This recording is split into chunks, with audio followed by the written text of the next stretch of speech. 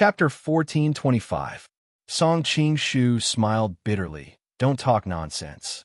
It is not a big deal if I have a bad reputation, but my wife has been a widow for many years. Her reputation cannot stand up to rumors. Hugging her warm and plump body, he could not help but sigh at her courage and passion. Hitaizo hooked her arm around his neck and gently blew a breath of hot air into his ear. "Oh, long time no see. You have become a gentleman?" Song Qing-shu was speechless. "I have always been a gentleman." Hitaizo was amused by him and laughed. "If you are a gentleman, then there would be no beasts in this world. Long time no see. Is this how you insult me?" Song Qing-shu pretended to be angry. "How am I insulting you? I'm obviously praising you." Hitaizo moved her head over and kissed his cheek. "Praising me as a beast?"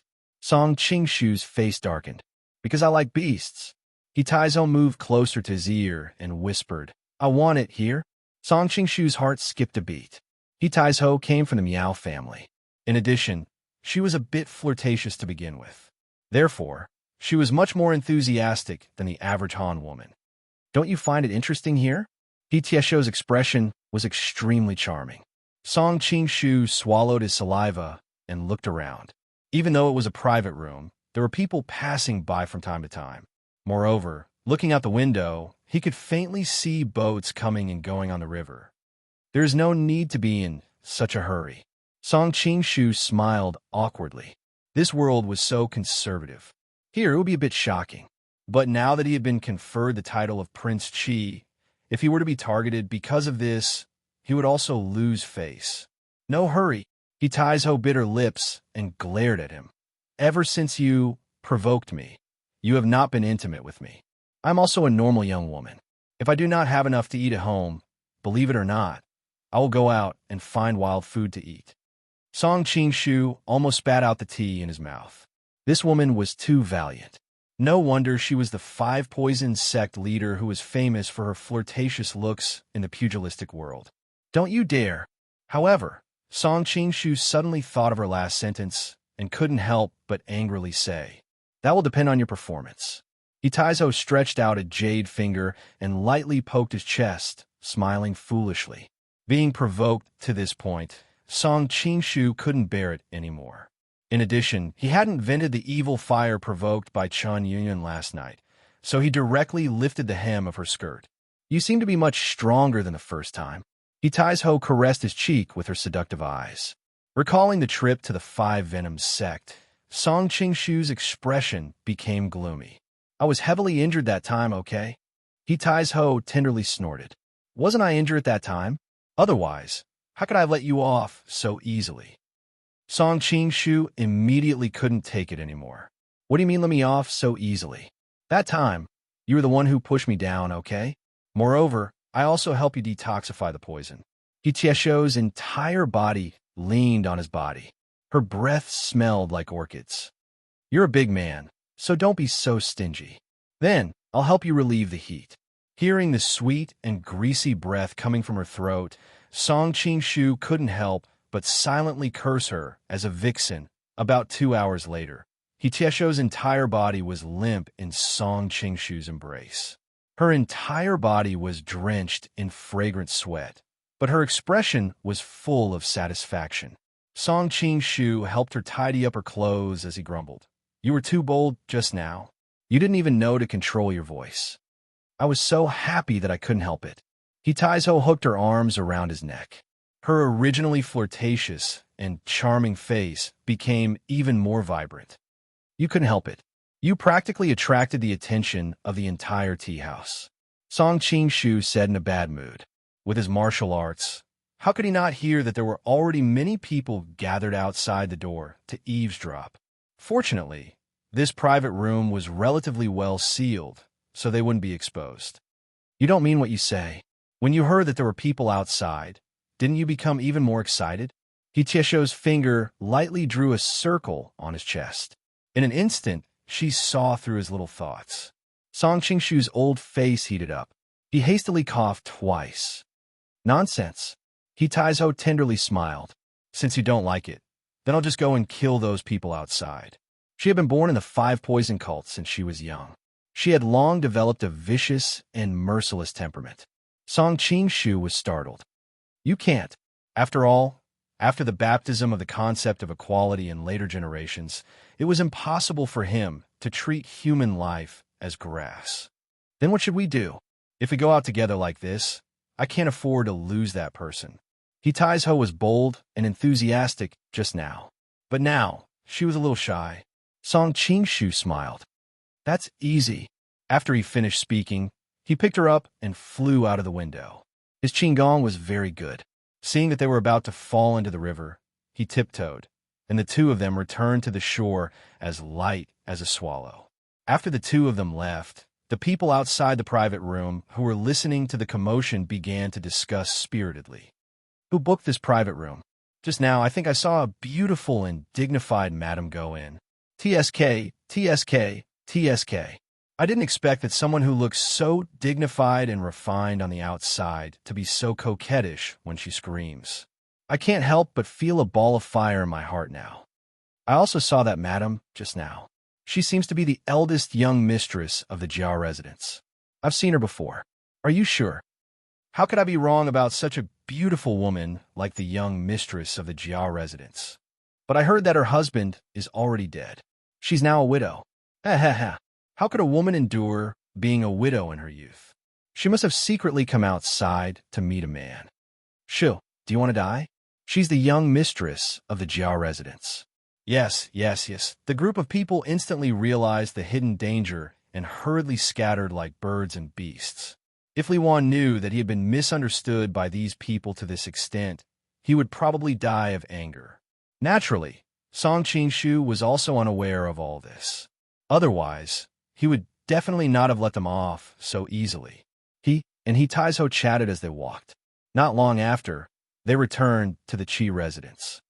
This prince's residence is really imposing. It is much more imposing than the Five Venoms sect, Taizhou praised. Do you like it? If you like it, you can stay here in the future, Song Qing-shu said with a smile. Taizhou curled his lips and said, I don't want to. It's so much better for me to be free outside. I don't want to stay in the prince's residence and fight with those women of yours. Song Qing-shu smiled bitterly and said, Ying and the others aren't that kind of people. That's because you don't understand women. Taizhou shook his head. Seeing that he still wanted to say more, he hurriedly changed the topic. Besides, eldest Miss Rin is still my superior in theory. I don't have the confidence to fight with her over a man. It's better to be more free outside. Fine, as you wish. Seeing that she had already made up her mind, Song Qing-shu did not continue to persuade her. Taizhou smiled and said, Now you understand why I want to pester you outside to cause trouble, right? The scene of causing trouble appeared in his mind. Song Qing-shu's heart swayed, and he asked why.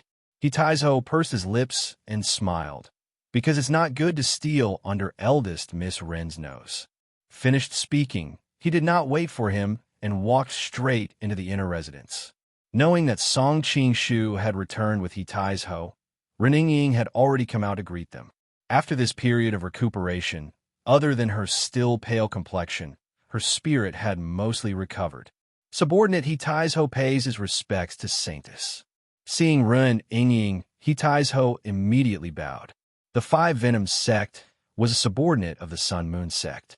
In the Sun Moon sect, Ren Ying was second only to one but above tens of thousands, so it was only natural for Taizhou to pay his respects to her. Ren Ying hurriedly went forward and helped her up. Sect leader please get up. From now on, we're all sisters, so there's no need to talk about the sect's rules. She had already heard Song Qing-shu mention Taizhou before and knew that she was now helping him deal with the matters of the brothel and building a secret intelligence network. The two women chatted for a while, and Song Qing-shu introduced Taizhou. This is elder sister Yuan, whom I mentioned in the letter. When the time comes, she will help you solve some of the bottlenecks you've encountered. Even though Chun Yuan's beauty was known throughout the world, seeing her with her own eyes, she realized that rumors were not enough to describe her beauty. Greetings, elder sister Yuan. Hello, younger sister Chun Yuan smiled gently, looking very charming. Unlike the inexperienced Ren Ying, who was experienced, She quickly noticed the remaining flush on the other's face. Looking at their expressions, she could more or less guess what was going on. What a lecher! Chen Yuanyuan secretly spat. Where do you plan to live next, younger sister he? Chen Yuanyuan suddenly asked. Hitaizo replied, I've bought a shop in Linen City, and I plan to live there. Ren Yingying frowned slightly. You can live here. Everything is ready here. Hitaizo shook his head with a smile. The branch in Lin and needs to be opened as soon as possible. There are still a lot of things waiting for me to deal with. Today, I've specially come to visit the sage nun and elder sister Yuanyuan. I'll return to the shop in a while. So urgent? Ren Yingying was a little disappointed. Even though she didn't have a personal relationship with Hitaizo, he was still considered half a member of the Sun Moon sect, which made her feel a long-lost sense of intimacy. There's no other way. There are too many things to do. Hitaizo smiled bitterly. At this time, Chen Yuanyuan suddenly said, How about this? I'll go over and help you. I'll live with you, and there will be a lot of plans that need to be discussed together. Thank you, elder sister Yuanyuan, but Hitaizo glanced at Song Qingshu. I'm afraid that some people won't be willing to part with you. Before Song Qingshu could say anything, Chen Yuanyuan said in a resolute tone, I'll make my own decisions. There's no need to ask others. Ren Yingying and Hitaizo instantly looked at the two of them with strange expressions. Song Qingshu secretly smiled bitterly. He knew that after what happened last night, Chen Yuanyuan had a knot in her heart, and she needed to calm down. He couldn't force her. Moreover, looking at the faint fighting spirit in her eyes, she might have the idea of starting a career. After all, she had been a vase for so many years, and she would subconsciously want to get rid of that title. Well, you two go back and discuss the next plan. While I'm still here, I'll help you with some official formalities, Song Qingshu said. Chapter 1426. Song Qingshu nodded. Yes, the Imperial Court is going on a northern expedition. Now that the Golden Snake Camp and the Southern Song Dynasty have formed an alliance, I have to go back to lead the Golden Snake Camp and cooperate with them. Ren Yingying hurriedly said, Then I will come back with you. Song Qingshu shook his head. The Southern Song Dynasty is in urgent need of manpower. I still need you to stay here and help me manage the overall situation. Next, Prince Qi's mansion, the Beggar Gang, and even the White Lotus cult will need you to organize them. You are giving me such an important task, Ren Yingying said with a guilty conscience. I am afraid that I will ruin your plan. Song Qingshu smiled. Don't worry. Luo Bing will help you. Next, I will transfer Lu Guanying here to help. If you encounter any problems in the future, you can ask Ding Dian with the Imperial Equipment and Madame Wang of Montois Villa for help. Madame Wang. Ren Yingying's ears pricked up when she heard the words Madame Wang. Song Qingshu had to admit that women were very sensitive. Suddenly, he noticed that Chen Yuanyuan and Hitaizo were looking at him. He hurriedly smiled and said, I will tell you when I am free. By the way, where is Madame Guo? After sending Hero Guo away, Madame Guo was very disappointed. She is pregnant and easily tired, so she went back to her room to rest, Ren Yingying answered. While Madame Guo is here, you can ask her about the Beggar Gang. Next, you will need to completely control the Beggar Gang in Jiangnan. Song Qingshu had been busy with all kinds of things. Although the Beggar Gang now listened to his command, in fact, he only controlled Chen Yuliang. This kind of control was very fragile. Only by arranging his trusted subordinates in the middle and lower levels of the Beggar Gang could he completely control the Beggar Gang. Okay, I will go and ask Madame Wu now. Ren Yingying turned around and left somewhat sullenly. Song Qingshu noticed the disappointment in her eyes. He wanted to explain, but he hesitated and swallowed his words. Young master, you made Miss Ren angry. Shouldn't you go and comfort her? Hitaizo said gloatingly. Yingying isn't that petty. You don't have to look like you want the world to be in chaos. Song Qingshu glared at her. Let's talk about the brothel now. You keep saying brothel. It sounds weird. The scholars in Jiangnan love to be cultured, so a good name is necessary, Chen Yuanyuan said. That makes sense. Young master, you are a peerless genius. Why don't you give it a name? Hitaizo said with a smile. His eyes revealed a trace of craftiness. Chen Yuanyuan frowned and said, There is no shortage of talents in Lin, and each and every one of them has very high standards. I'm afraid it will be very difficult for ordinary names to enter their eyes." From his words, it was obvious that he did not think highly of Song Qing-shu. Although his martial arts were formidable and he could be considered a famous general in battle, no one had ever heard of him having any literary talent. "It's just a name. Is it so difficult?" Song Qing-shu snorted. "Let's call this shop in Lin and Heavenly World. You want to make things difficult for me? Those names in Dongguan in the future are more talented than the other. Any one of them will be able to blind you."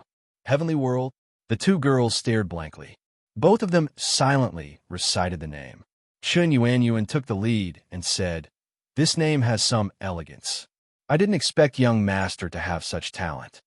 As she spoke, her eyes were no longer as angry as before. Instead, they softened somewhat. He Taizhou had originally wanted to deliberately tease him. However, he had no choice but to admit that this name was very good. "I've already solved the most important part of the name. The following details will be for you two to discuss. While I'm still here, I will help you two get through the joints of the government. This will prevent you two from being made difficult." After giving his instructions, Song Qing-shu left, letting them familiarize themselves with each other and discuss. After leaving the residence, Song Qing-shu originally intended to pay a visit to the relevant officials. However, just as he was about to leave the residence, he suddenly realized that he was now the Grand Prince of Qi. Why would he need to personally pay a visit to those insignificant officials? As a result, he dispatched his subordinates with invitations, inviting the officials of Lin and the musical house to come to the Prince of Qi's residence. Over the next few days, Song Qing-shu was busy meeting with the various officials, introducing He Taizhou to them and asking them to take care of him. Those officials naturally readily agreed. It must be known that the Prince of Qi was in the limelight these days. To be able to establish a relationship with the Prince of Qi through this channel was all they could wish for. They did not expect that the boss behind this brothel was the Prince of Qi.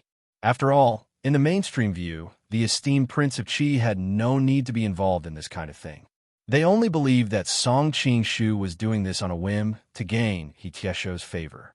After all, He Taizhou was flirtatious and charming. It was difficult for others not to think in that direction. In addition to building a bridge for the brothel, Song Qing-shu also summoned a group of high-ranking members of the Jiang and Beggar sect, including Chun Yuliang, and introduced Ren Yingying to them. On the surface, they naturally agreed to listen to Ren Yingying's instructions. However, regardless of whether it was Song Qing-shu or Ren Yingying, they both knew that this was just lip service.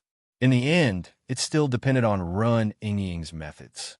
Because of the construction of the celestial world, He Taizhou became busier and busier. Chun Yuanyuan also officially decided to move out of the Prince of Qi's residence. As he saw her off, Song Qing-shu smiled bitterly and asked, "Is Madam still angry at me?" Chun Yuanyuan smiled faintly and replied, "Angry about what?" Seeing her expression, Song Qing-shu smiled bitterly and replied, "As expected, she is still angry." Only then did Chun Yuanyuan retract her smile. "Who told you to have such filthy thoughts?" Song Qing-shu calmly looked at her until her eyes began to evade his gaze. Only then did he say, "Whether it was me who had such thoughts or Madam who had secretly thought about it, everyone should be clear." Chun Yuanyuan's expression changed. "I don't know what you're talking about." Song Qing-shu smiled and did not continue speaking. Instead, he changed the topic. "It is also good that Madam has moved out. It can be considered that you have your own career to strive for. It is better than staying in the residence all day doing nothing. However, there's one thing that Madam should pay attention to. Your identity is very sensitive. As such, it is better to leave the matters of public appearances to He Taizhou. You can just hide behind the scenes." "I know." Chun Yuanyuan did not have any objections. She had already done too many public appearances in the first half of her life. Now that she had washed away her past glory, she only wanted to live a quiet life. Song Qing-shu suddenly thought of something and said, "Oh, right. Before I leave, I will arrange for Ah Ku to meet with you. You should be prepared. Really? Chen Yuan was both surprised and delighted. She subconsciously grabbed his arm. Of course. When have I ever lied to you? Song Qingshu nodded his head. I will be leaving Lin and soon. The date of my return has not been set. Since I have brought you out of the imperial palace, I cannot let you, mother and daughter, be separated forever. Thank you. Chen Yuan pursed her lips as if she was about to cry. During this period of time, she somewhat missed her daughter. Hold on a little longer. When I return to Lin next time, I should be able to rescue Ku and let you, mother and daughter, reunite. When Song Qingshu said this, he was in high spirits. It was as if he had great confidence in the future. Chen Yuan looked at him quietly. In the first half of her life, she had met countless powerful men. Not to mention those world-famous talents, just Chong Zhen, Wu Sangui, Li Ziqing, and recently, Zhao Go. No matter who they were the kind of people who could shake the world with a stomp of their feet. However, the feeling that Song Qingshu gave her was completely different. He showed off his ability, but did not have the slightest feeling of piercing. Seeing that she had been staring at him, Song Qingshu could not help but laugh. He said, "What? You can't help but fall in love with me and plan to repay me with your body?" Bah! Chen Yuan spat. She thought, did I not promise my body to you? Although I feel that you are a little boastful, in order to let mother and daughter reunite, I would rather believe that you can do it. After saying this, she left with a red face. Looking at her receding figure, Song Qingshu secretly thought, next, I should make some things clear with Ren Yingying. When he came to the inner house, Ren Yingying and Huang Rong were talking about something. Song Qingshu deliberately coughed at the door. Only then did the two women stop talking and look at the door. Mrs. Guo, I have something to say to Yingying. Can you leave for a while? Song Qingshu said with a smile. Okay. Huang Rong was a little stunned. She thought that he was looking for her, but it turned out that he was looking for Ren Yingying. She was relaxed but also a little disappointed. However, the husband and wife wanted to talk about something private, so it was not good for her to stay here. After Huang Rong left, Song Qingshu closed the door. Ren Yingying's face became hot. She said, "Why did you close the door?" If it was only the two of them, she would not mind. However, it felt a little strange to close the door after sending Huang Rong away. Ren Yingying had always been shy, so she was afraid that Huang Rong would make fun of her. I have something to say to you. It is a serious matter, so we have to be careful. Song Qingshu explained while releasing his qi to make sure that there was no one within a radius of 10 feet. Seeing his serious expression, Ren Yingying did not dare to be negligent. What do you want to say? Let's talk under the covers. Song Qingshu pointed to the bed. Ren Yingying's face instantly turned red, and there was a trace of rebuke in her eyes. The main thing is that it is not easy for people outside to hear us talking under the covers. Song Qingshu explained. Only then did Ren Yingying realize that she had misunderstood him. In fact, after getting along with Song Qingshu for a period of time, she did not mind having some intimate actions with him. After all, the two of them had seen each other openly before. After the two of them shrunk under the covers, Song Qingshu could not help sighing, "It smells so good." Ren Yingying exclaimed, "Oh, you took the wrong quilt. This is Madame Wu's bed. It must be her body fragrance." Song Qingshu could not help but feel a little surprised. No wonder it smelled so familiar. Fortunately, Ren Yingying did not suspect the relationship between them. Instead, she paid attention to what he had just said. "Qingshu, what do you want to say to me? Here's the thing. On the surface, I left Lin and this time to go back to the Golden Snake Camp to cooperate with the Southern Song Dynasty's northern expedition. In fact, it is not." Song Qingshu explained. Ren Yingying covered her mouth and laughed. "I know. You're going to send Madame Guo back to Peach Blossom Island. Why do you have to say it so solemnly?" "I will not be jealous." Ahem. Song Qingshu almost choked. "I'm not talking about that." "Oh." Ren Yingying also gradually stopped smiling. "After I send Madame Wu, I will not go back to the Golden Snake Camp. I will go to the Jin Kingdom." In fact, Song Qingshu also hesitated for a long time. But thinking that Ren Yingying's heart had already belonged to him, there was no need to hide many things from her. After all, She had to be responsible for the forces in the Southern Song dynasty. If she did not know some things, it was easy to make some wrong decisions. Why are you going to the Jin Kingdom? Ren Ying's big eyes were full of confusion. Chapter 14:27. Ren Ying was calm at first, but the more she listened, the more shocked she became. She had to cover her mouth tightly to prevent herself from crying out. You said that Tang Kuo-bien, the powerful minister of the Jin Kingdom, is your disguise? Ren Ying was still in a daze.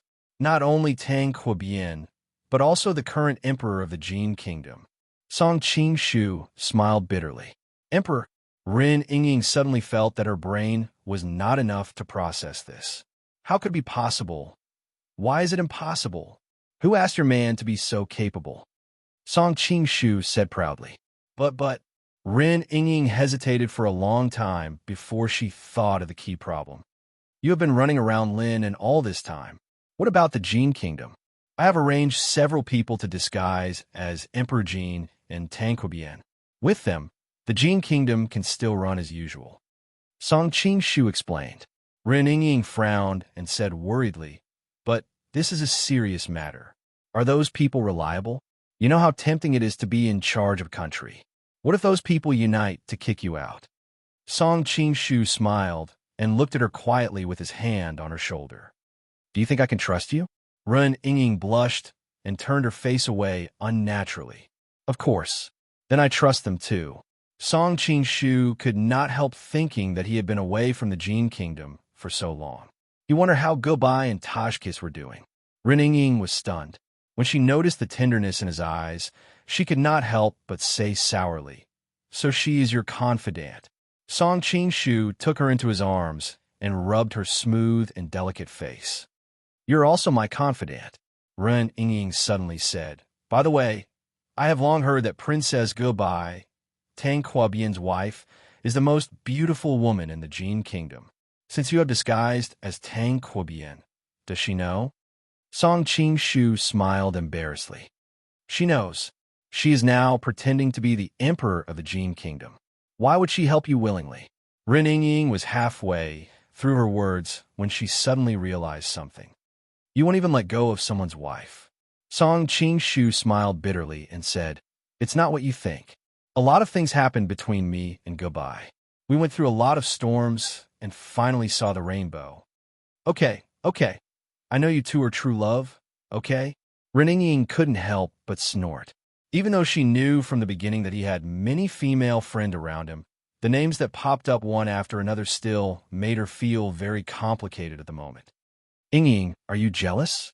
Song Qing-shu hugged her soft body and said pitifully. He thought of the heroines in the original novel. Which one of them wasn't a proud daughter of the heavens who didn't deserve a perfect love? But now, because of his existence, they had no choice but to share their love with other women. If I have to be jealous of this, then wouldn't I be jealous for the rest of my life? Ren Ying sighed faintly. She was a smart and wise woman. From the beginning, she knew that there were other women around her lover. If she had to be jealous of every one of them, how could she be busy? Looking at Ren Ying's slightly disappointed expression, Song Qing-shu decided not to tell her about the arrangement of the Manchu Qing dynasty for the time being. On the one hand, he was worried that she couldn't accept too much information in a short time. On the other hand, Dongfang Muxue was in charge of the Manchu Qing dynasty. After all, Ren Ying's father and daughter had a deep hatred with Dongfang Muxue. He could only take it slowly. You have to work hard in Lin and for the next period of time, Song Qing-shu said apologetically. It's good that I can share your worries. What's more, you have found so many people to help me. Ren Ying's lips hung a slight smile. Don't take those people lightly.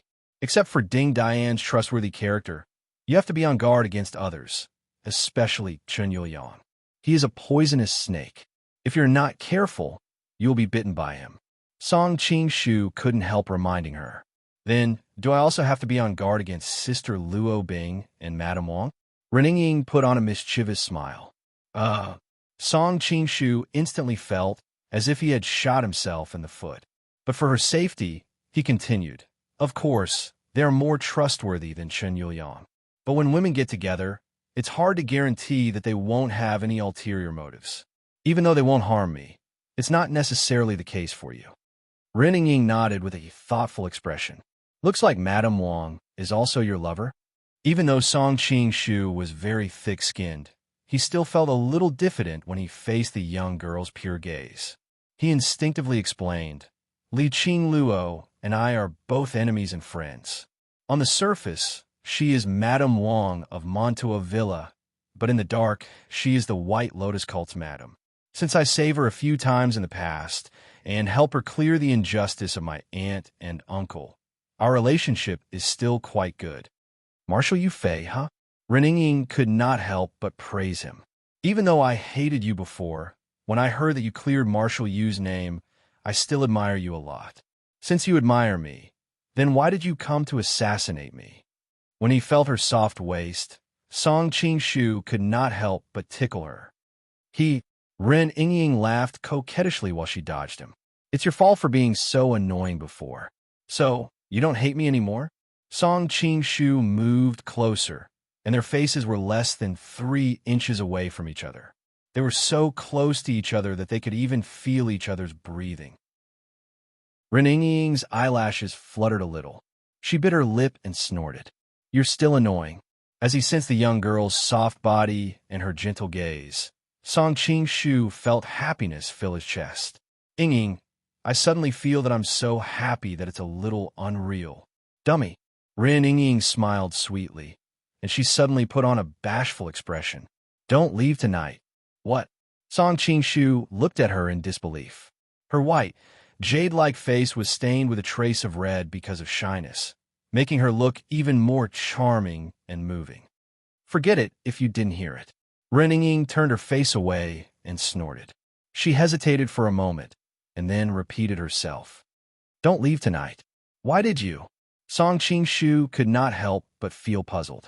Ren Ying, who was usually shy and introverted, why was she so proactive today? Ren Ying turned her face and gently stroked the man's cheek. You told me such an important secret, and even gave me such an important position as the leader of the Jiangnan forces. You trust me so much, so I naturally have to respond in kind. Although Ren Ying was not as sharp as Zhao Min and Huang Rong, she was actually a very wise and intelligent woman. She also had a clear sense of propriety. Song Qing-shu had told her the secret that concerned his life. It could be said that he did not guard against her at all. However, the current relationship between her and Song Qing-shu did not seem to be enough to repay this trust. Having been the holy maiden of Sun Moon sect for so many years, she was clear about the rules of the ruler. If a key position was given to a confidant, she must have the means to control the confidant. Unfortunately, Song Qing-shu did not have a means to control her.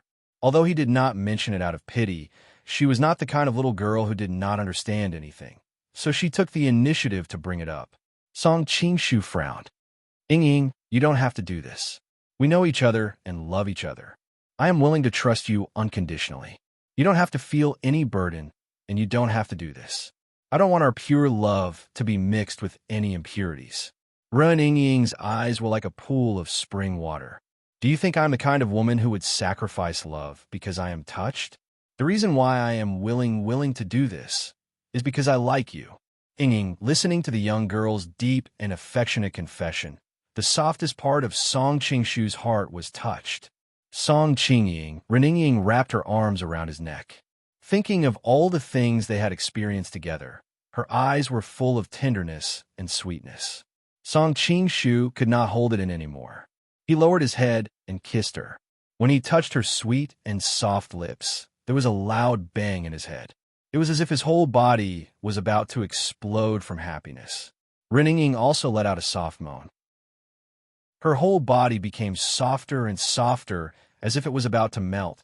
Under the dim light of the candles in the room, Ren Ying's white, jade-like body seemed to emit a soft light.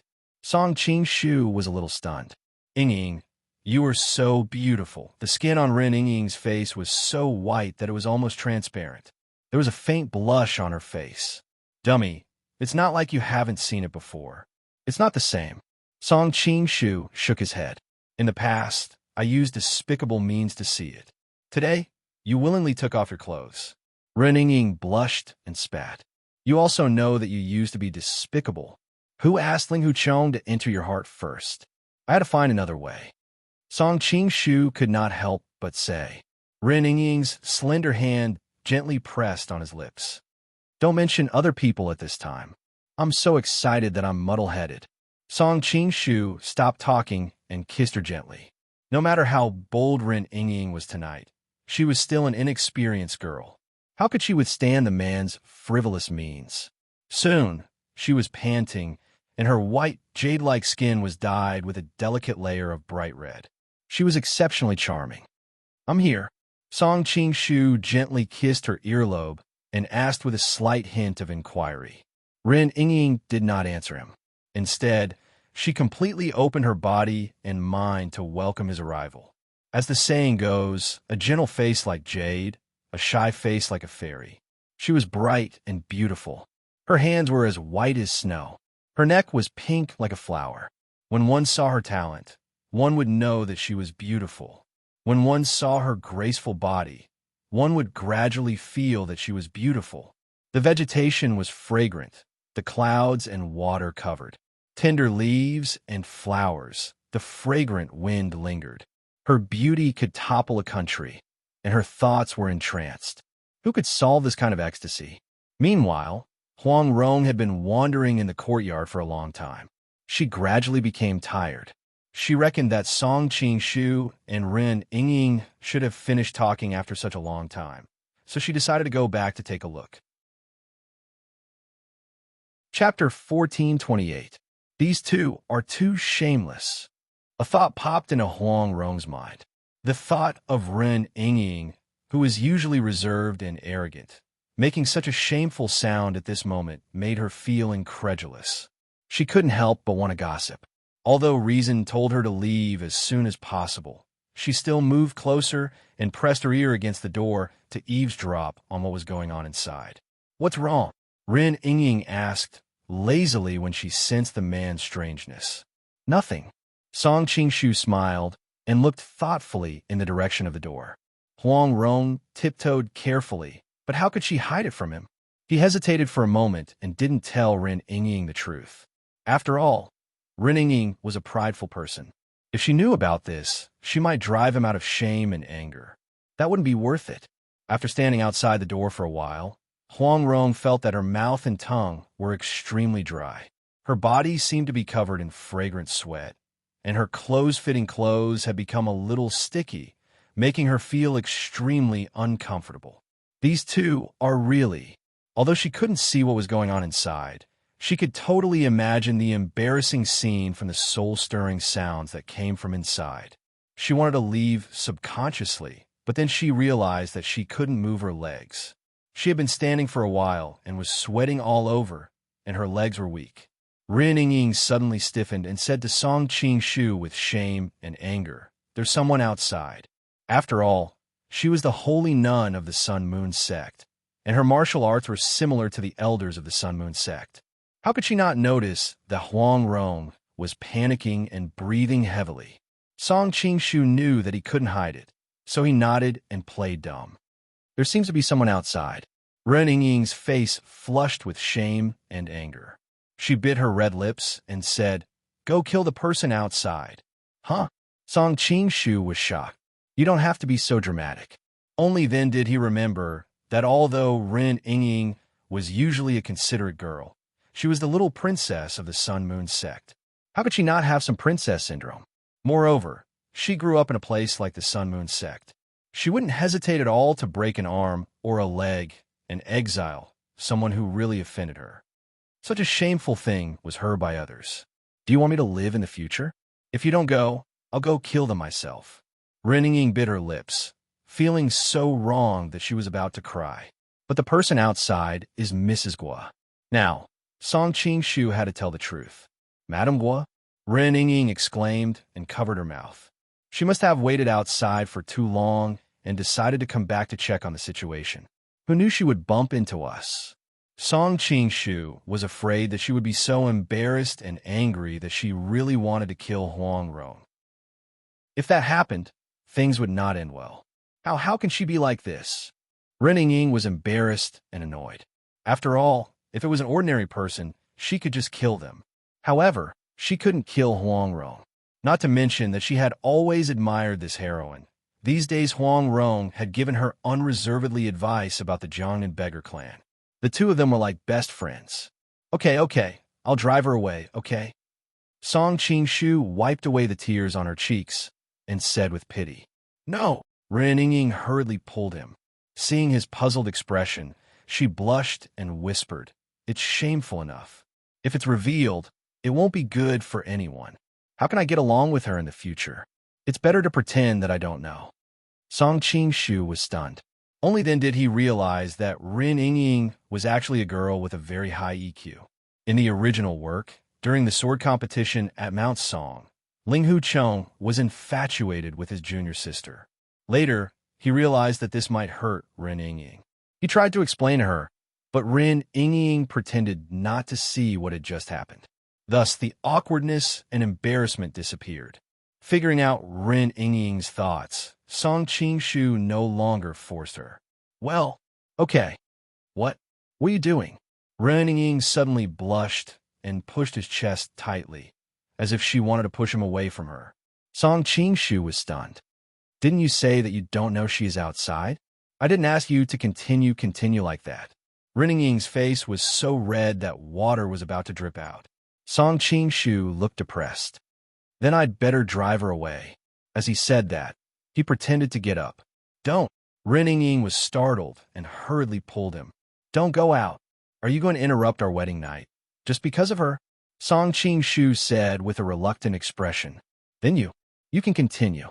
Ren Ying hesitated for a moment, and her voice was as low as a mosquito. Song Qingshu was instantly overjoyed. "That's great." Seeing his excited look, Ren Ying became more and more shy. "Don't make such a big noise." "Okay." Under the candlelight, Song Qingshu saw her bright eyes and blushing cheeks. He knew that she was obviously embarrassed, but she endured it for him. He only felt more pity for her and became more gentle. Because of the existence of Huang Rong outside, Ren Ying's red little mouth opened seductively, but no sound came out. The next morning, Ren Ying came out after washing up and happened to bump into Huang Rong in the yard. She said guiltily, "Good morning, Madame Gua." "Good morning." Huang Rong saw a trace of extremely lazy charm between her eyebrows, and she couldn't help but think of the noise she heard last night. Her face also inadvertently blushed. Seeing her strange expression at this time, how could Ren Ying not know what she was thinking about? She secretly spat. She was obviously a fairy concubine, but she did things so disorderly and actually came to eavesdrop. I don't know when she left last night. At first, Ren Ying's attention was still on the outside, for fear of being heard by Huang Rong outside last night. But later, she unconsciously let go and had no time to care whether there was anyone outside or not. Thinking of the situation last night, she couldn't help but blush. Looking at the beautiful woman in front of her, Huang Rong secretly sighed. "Miss Ren is really beautiful. No wonder that little lecher was so fascinated by her." Just at this time, Ren Ying raised her head. The eyes of the two women met and instantly moved away at the same time. Feeling the awkwardness in the air, Huang Rong hurriedly changed the topic in order to cover up the uneasiness in her heart. "By the way, why didn't I see Song Qingshu?" As soon as she said it, she regretted it. Didn't this mean that she already knew that Song Qingshu lived here last night? She didn't expect that she, who had always been careful, would make such a mistake. Ren Ying obviously thought the same as her. While she was secretly embarrassed, she could only bite the bullet and pretend that nothing had happened.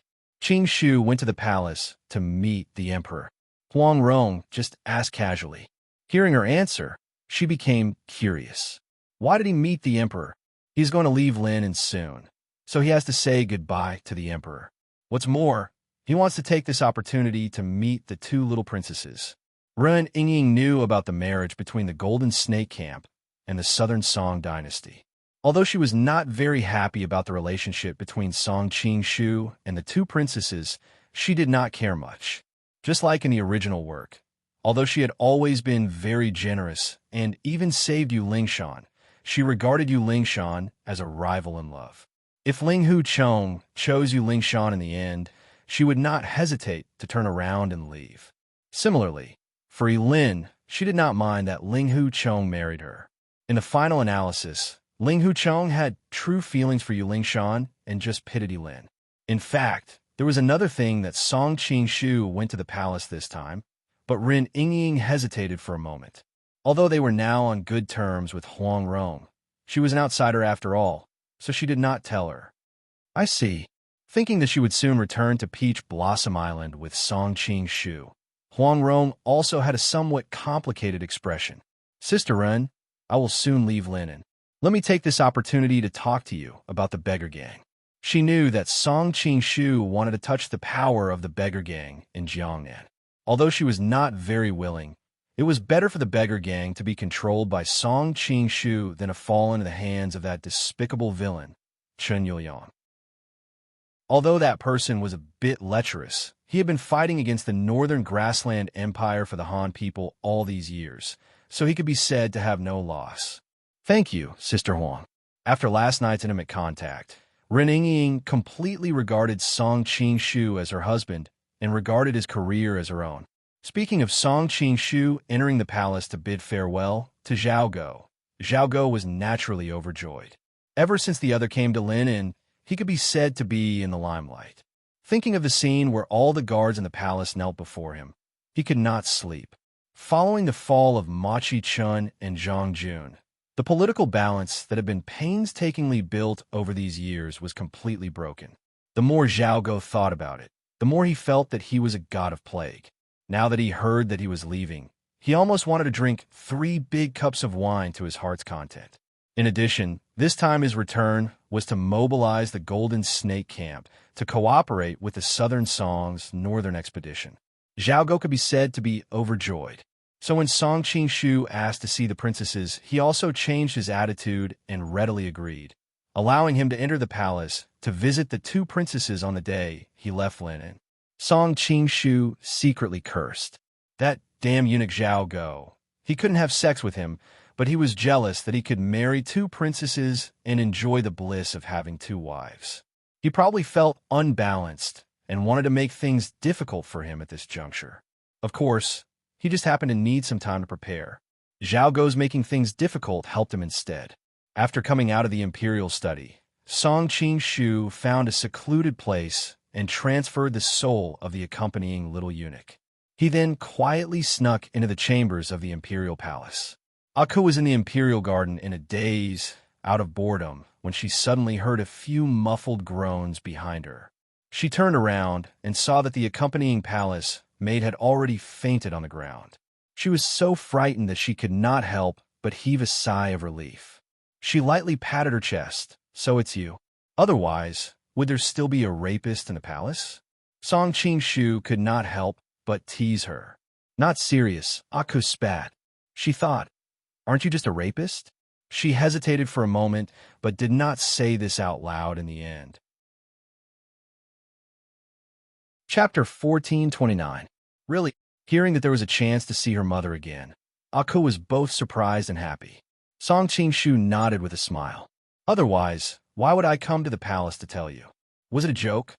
After the initial excitement, Aku finally calmed down a bit. Wouldn't it be dangerous for you to bring my mother into the palace? Her appearance is so outstanding. What if someone recognizes her? Song Qing-shu explained, don't worry. I will disguise her before entering the palace. I guarantee no one will recognize her. Brother Song, you are too amazing. Aku's worry finally turned to joy. She happily ran over and hugged him. Standing on her tiptoes, she kissed him on the cheek. After the kiss, she suddenly realized something and quickly said, I'm going back first. Then she ran away with a red face. Song Qing-shu touched the place on his face where she had just kissed him. For a moment, he was dazed. It seemed that Aku had been pushed too hard by the boring life in the palace. Otherwise, a little girl like her would not be so bold and proactive. Thinking of his relationship with Chen Yuan, Song Qing-shu's heart couldn't help but sway. He had never claimed to be a virtuous person. As a man, It wasn't that he hadn't thought of that stimulating and bold idea, but he wasn't an animal. His reason finally made him suppress that tempting and dark idea. I don't know how to explain it to Aku in the future.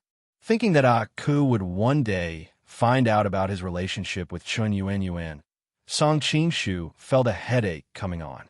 As he was in a daze, his heart suddenly shook. Song Qingshu suddenly turned around. A figure in a black cloak had appeared out of nowhere on the fake mountain not far away.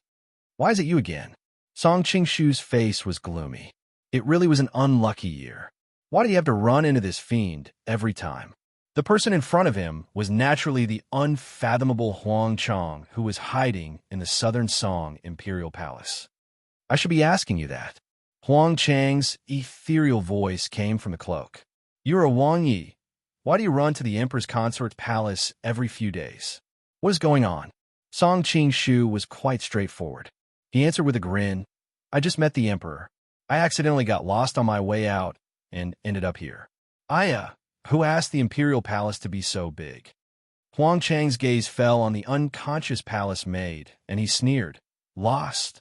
It was obvious that he did not believe his nonsense at all. However, it was clear that he was not interested in talking about this. He snorted and changed the topic. "Is Huang Rong with you?" Song Qingshu was shocked, but his face was full of doubt. "Didn't Huang Rong disappear a long time ago?" Huang Chang snorted coldly. "There is no need to play the fool in front of me. In the entire world, only you have the ability to rescue her from the heavily guarded Imperial Palace without anyone noticing." Song Qingshu laughed and said, "Thank you for your praise, but from your tone, it seems that Huang Rong was captured by you and brought to the Imperial Palace. No wonder we couldn't find it, even after searching the entire Lin and city." Huang Chang calmly looked at him until the smile on his face disappeared. Only then did he say, "Brat, if you continue to play like this, sooner or later you will cause a great disaster." Song Qingshu indifferently said, "There is no need for Senior to worry about this. Since there is nothing else, I will take my leave first." Finished speaking, he turned and left. Huang Chang's figure swayed slightly. In the end, he gave up on making a move. Song Qingshu returned to the Prince of Qi's residence with a grave expression. As soon as he arrived home, he called Huang Rong and Ren Yingying into a secret room and told them what had just happened. "What? The Imperial Palace is already suspecting that elder sister Huang is with you?" Ren Yingying asked in surprise. After spending the past few days together, coupled with Huang Rong's generosity in giving her information about the beggar sect, the relationship between the two women had naturally become more and more harmonious. They had long since agreed to address each other as sisters. Song Qingshu nodded his head. "It seems that we will have to leave as soon as possible. Tomorrow, after visiting the princess in the Imperial Palace, I will leave Lin and city with Madame Gua." So soon, although she had long known that she would have to part ways with her sweetheart, Ren Yingying could not help but reveal a disappointed expression. Last night, they had just consummated the deed of husband and wife with each other. Naturally, she was filled with reluctance. Huang Rong, on the other hand, had an apologetic expression on her face. "It's all my fault." Seeing Ren Yingying's expression, how could she not understand the feeling of a newlywed wife leaving her husband? Ren Yingying forced a smile. Qingshu was going to leave anyway. It is not elder sister Huang's fault. The two women began to comfort each other. Only then did Song Qingshu continue. "Because I promised to let elder sister Yuan and her mother meet. I'm going to go pick her up and disguise her. Tomorrow, I will use the opportunity of meeting the princess to bring her into the Imperial Palace." "Won't this be too risky?" Huang Rong asked somewhat worriedly. Song Qingshu shook his head. "Don't worry. I am confident that no one will recognize her. Didn't I bring you out of the Imperial Palace in the past?" Hearing him say this, Huang Rong relaxed slightly. As for Ren Yingying, when the two of them had been intimate last night, she had already learned of the other's disguise. Naturally, she was even less worried. Compared to this, I am more worried about Madame's safety. Song Qingshu looked to Huang Rong and said, "Because I'm going to pick up Chun Yuan. I am worried that while I am away, the Imperial Palace will send people to kidnap you and bring you back. Ren Ying frowned. That should not be the case. The Prince of Qi's household can be considered to be heavily guarded. The Emperor will not brazenly send troops over. It should not be difficult to guard against a few experts from the Imperial Palace. Song Qing smiled wryly. What if Huang Chong personally makes a move?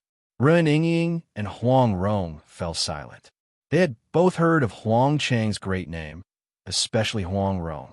The 9 manual that she and Guai Jing cultivated had been written by Huang Chang.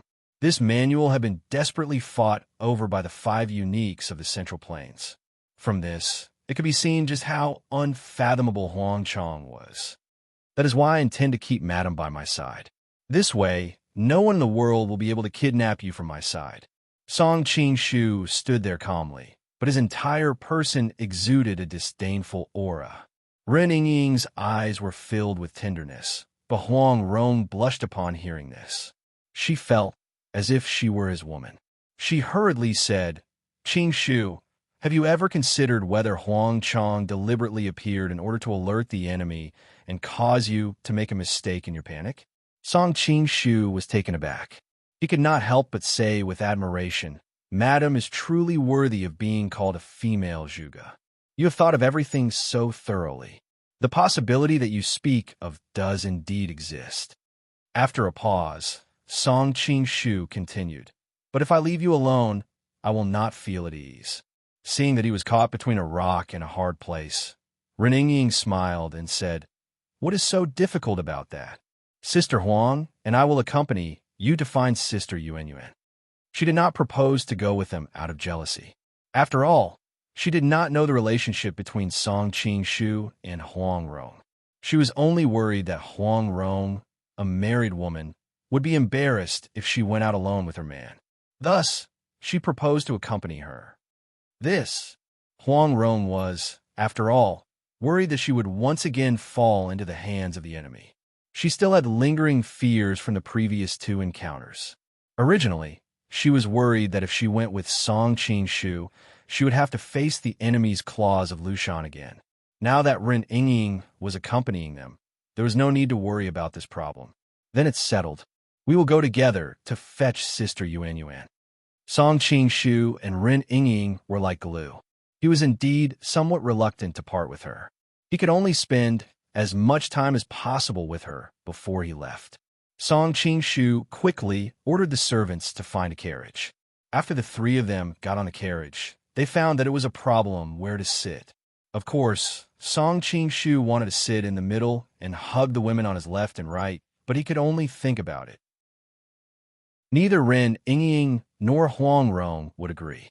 For Huang Rong, as long as she was not next to Song Qing, she could relax. Ren Ying was the opposite.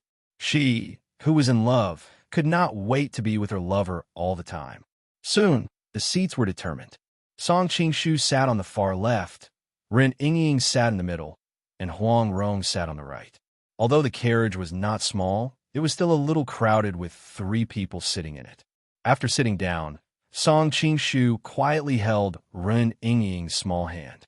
Ren Ying blushed and subconsciously wanted to withdraw her hand. However, how could he let go? After trying a few times, Ren Ying gave up. In order to cover up the embarrassment in her heart, Ren Ying hurriedly turned her head to talk to Huang Rong. It just so happened that Huang Rong was a little absent-minded, so the 2 women chatted like this. Looking at the crystal-clear earlobes of the woman beside him and the faint fragrance on her slender white neck, Song Qing suddenly felt very warm. The air was filled with 2 different fragrances. One was as elegant as orchids, while the other was as fragrant as roses. The 2 fragrances intertwined with each other, but surprisingly, they were in harmony. Song Qing wished that he could continue on this path forever. However, things don't always go as one wishes. The carriage didn't travel for long before it suddenly stopped. Ren Ying and Huang Rong sensed that someone was blocking the road outside. They turned around at the same time and looked at Song Qing worriedly. Song Qing patted Ren Ying's small hand to signal her to be at ease.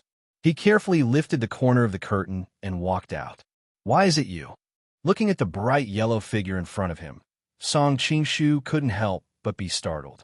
Why can't it be me? The yellow-robed woman gave a dissatisfied snort. Seeing her frosty face, Song Qing-shu didn't know how he had offended her. He could only smile bitterly and say, "May I ask why Miss is blocking my carriage? Can I find you if there's nothing?" She couldn't help but be angry. That time in the imperial palace, when Song Qing-shu went to the sky to pray for rain, she was too shocked and wanted to ask how he did it. In the end, she accidentally kissed him. This matter made her feel shy and regretful. If it was any other time, with her personality, she would not have done such an impulsive and bold thing. However, the scene that night was too shocking, and it made her impulsive in the heat of the moment. That matter had already made her embarrassed, but after that night, Song Qing-shu didn't ask about her at all, as if nothing had happened. This made her even more depressed. Of course, Song Qing-shu smiled awkwardly. The yellow-robed woman then said, "I just heard Master mention that you are about to leave Linen, but you have never mentioned this to me. I can only come to say goodbye to you." Who made us friends? When she said the word friends, she couldn't help but laugh at herself. Song Qing-shu's heart shivered. What he was worried about had really come. It seemed that the yellow-robed woman was deliberately sent by Huang Chong to be the vanguard. He looked around, trying to find where Huang Chong was hiding. Unfortunately, there were all kinds of shops everywhere, and he couldn't find any trace of him. Chapter 1430. Seeing the yellow-robed woman walking to the carriage, Song Qing-shu's heart skipped a beat. He hurriedly stood in front of her and said, This is not convenient today. How about another day? You will leave Lin in another day. Where can I find you?" The yellow-robed woman rolled her eyes at him. Seeing that he had been standing in front of her, she couldn't help but exclaim, "Is there any shameful secret in your carriage?" As she said this, she glanced at the carriage. Song Qing-shu said with a guilty conscience, "What secret can I have? It's not like you don't know that I'm a righteous person." The yellow-robed woman didn't listen to his nonsense. She pushed his hand away and walked straight to the carriage. Song Qing-shu secretly complained. Did he really have to stop her by force? Just as he was in a dilemma, a jade-white hand slowly lifted the curtain in front of the carriage, revealing a peerlessly beautiful face. Is this the Miss Yang that Qing-shu often mentions? The yellow-robed woman stopped in surprise. Why did such a beautiful girl suddenly appear? You are? I am Qing-shu's wife. My name is Ren Yingying. The girl smiled faintly. So you are Miss Ren of the Sun-Moon sect. The yellow-robed woman looked a little strange. Some time ago, the holy nun of the Sun-Moon sect tried to assassinate Song Qing-shu, but in the end, it was a conflict between the husband and wife. This matter caused a stir in Lin and City. She also heard about it, but she didn't expect to suddenly meet under such circumstances. Sister, you seem to have something to say to Qing-shu. Why don't you sit in the carriage together? We sisters can also get close. Ren Yingying invited with a sweet smile. The yellow-robed woman's face turned red in an instant. She waved her hand hesitantly and said, No need. In fact, there is nothing important. I won't disturb you too. After that, she left like fleeing without waiting for the other party to answer. Looking at the yellow-robed woman's disappearing figure, Ren Yingying was stunned. Why did she run away? Huang Rong chuckled beside her. You look like a wife. Of course, she ran away because she felt guilty. Ren Yingying blushed. In fact, she had expected that the yellow-robed woman would be too embarrassed to come up, so she deliberately invited her. Song Qing-shu laughed and went back into the carriage. Yingying, you're smart. Otherwise, if she sees Madame Gua in the carriage, we'll be in big trouble. Huang Rong pursed her lips and smiled. Miss Ren may look weak on the surface, but deep down, she is very transparent. Ren Yingying blushed and went over to tickle her. Sister Huang, you're making fun of me too. Looking at the scene of the two girls fighting, Song Qing-shu felt that it was exceptionally pleasing to the eye. As if noticing his playful gaze, the two girls gradually stopped fighting. Song Qing-shu coughed lightly to dispel the awkwardness. The yellow-robed woman must have been used by her master, Huang Chong. I wonder if Huang Chong has any other tricks up his sleeves. Huang Rong suddenly frowned and said, The reason why the emperor captured me was because he was worried that Brother Jing would win the martial arts contest. But now that the contest for the position of commander is over, and the dust has settled, the military power of Sichuan has fallen into Wu Tianda's hands. Does Huang Chong still need to keep pestering me? Song Qing-shu was startled. Now that you mention it, it seems to make sense. Ren Yingying said, as the saying goes, it's better to believe in something than not. Moreover, Zhao Guo seems to be somewhat afraid of Qing-shu. He might use this as an excuse to cause trouble for Qing-shu. In short, it's never wrong to be careful. Huang Rong nodded in agreement. Yes, your worry is not unreasonable. Anyway, we'll leave Lin in tomorrow. It's not a big deal to be careful on the last day, Song Qing-shu said in a low voice. In the end, the three of them agreed to act according to the original plan. Soon, they arrived at He Tiesho's celestial world. Because Song Qing-shu had specially informed the officials of Lin, and a series of procedures were completed very quickly. In just a few days, it had begun to take shape. It looked like it would officially open for business soon. After talking with Itaizho, she already knew that Song Qing-shu was about to leave, so she wasn't too surprised. Because Ren Yingying was accompanying them, she couldn't show that she had a special relationship with Song Qing-shu. She chatted casually for a while, and then went to do her own things. Chen Yuan was a little surprised to see Song Qing-shu. She had thought that he had come to steal a woman, but when she saw Ren Yingying accompanying him, she realized that she was wrong. Sister Yuan, last time I mentioned that I wanted you and your daughter to meet again before I left. I'm going to the palace tomorrow. You can come with me then. Song Qing-shu directly stated his purpose of coming. Really? Chen Yuan was surprised and nervous. She was surprised that she had the opportunity to see Aku again. She was nervous that the palace was heavily guarded. If her identity was exposed, the consequences would be unimaginable. Song Qing-shu was speechless. Sister Yuan, can't you have some constructive reaction? Do you think I will lie to you? Sister Yuan, ignore him. This person can be so annoying sometimes. Ren Yingying stepped forward and held Chen Yuan's arm. This time we came to take you back and prepare for tomorrow's event. Chen Yuan moved out to hide from Song Qing-shu.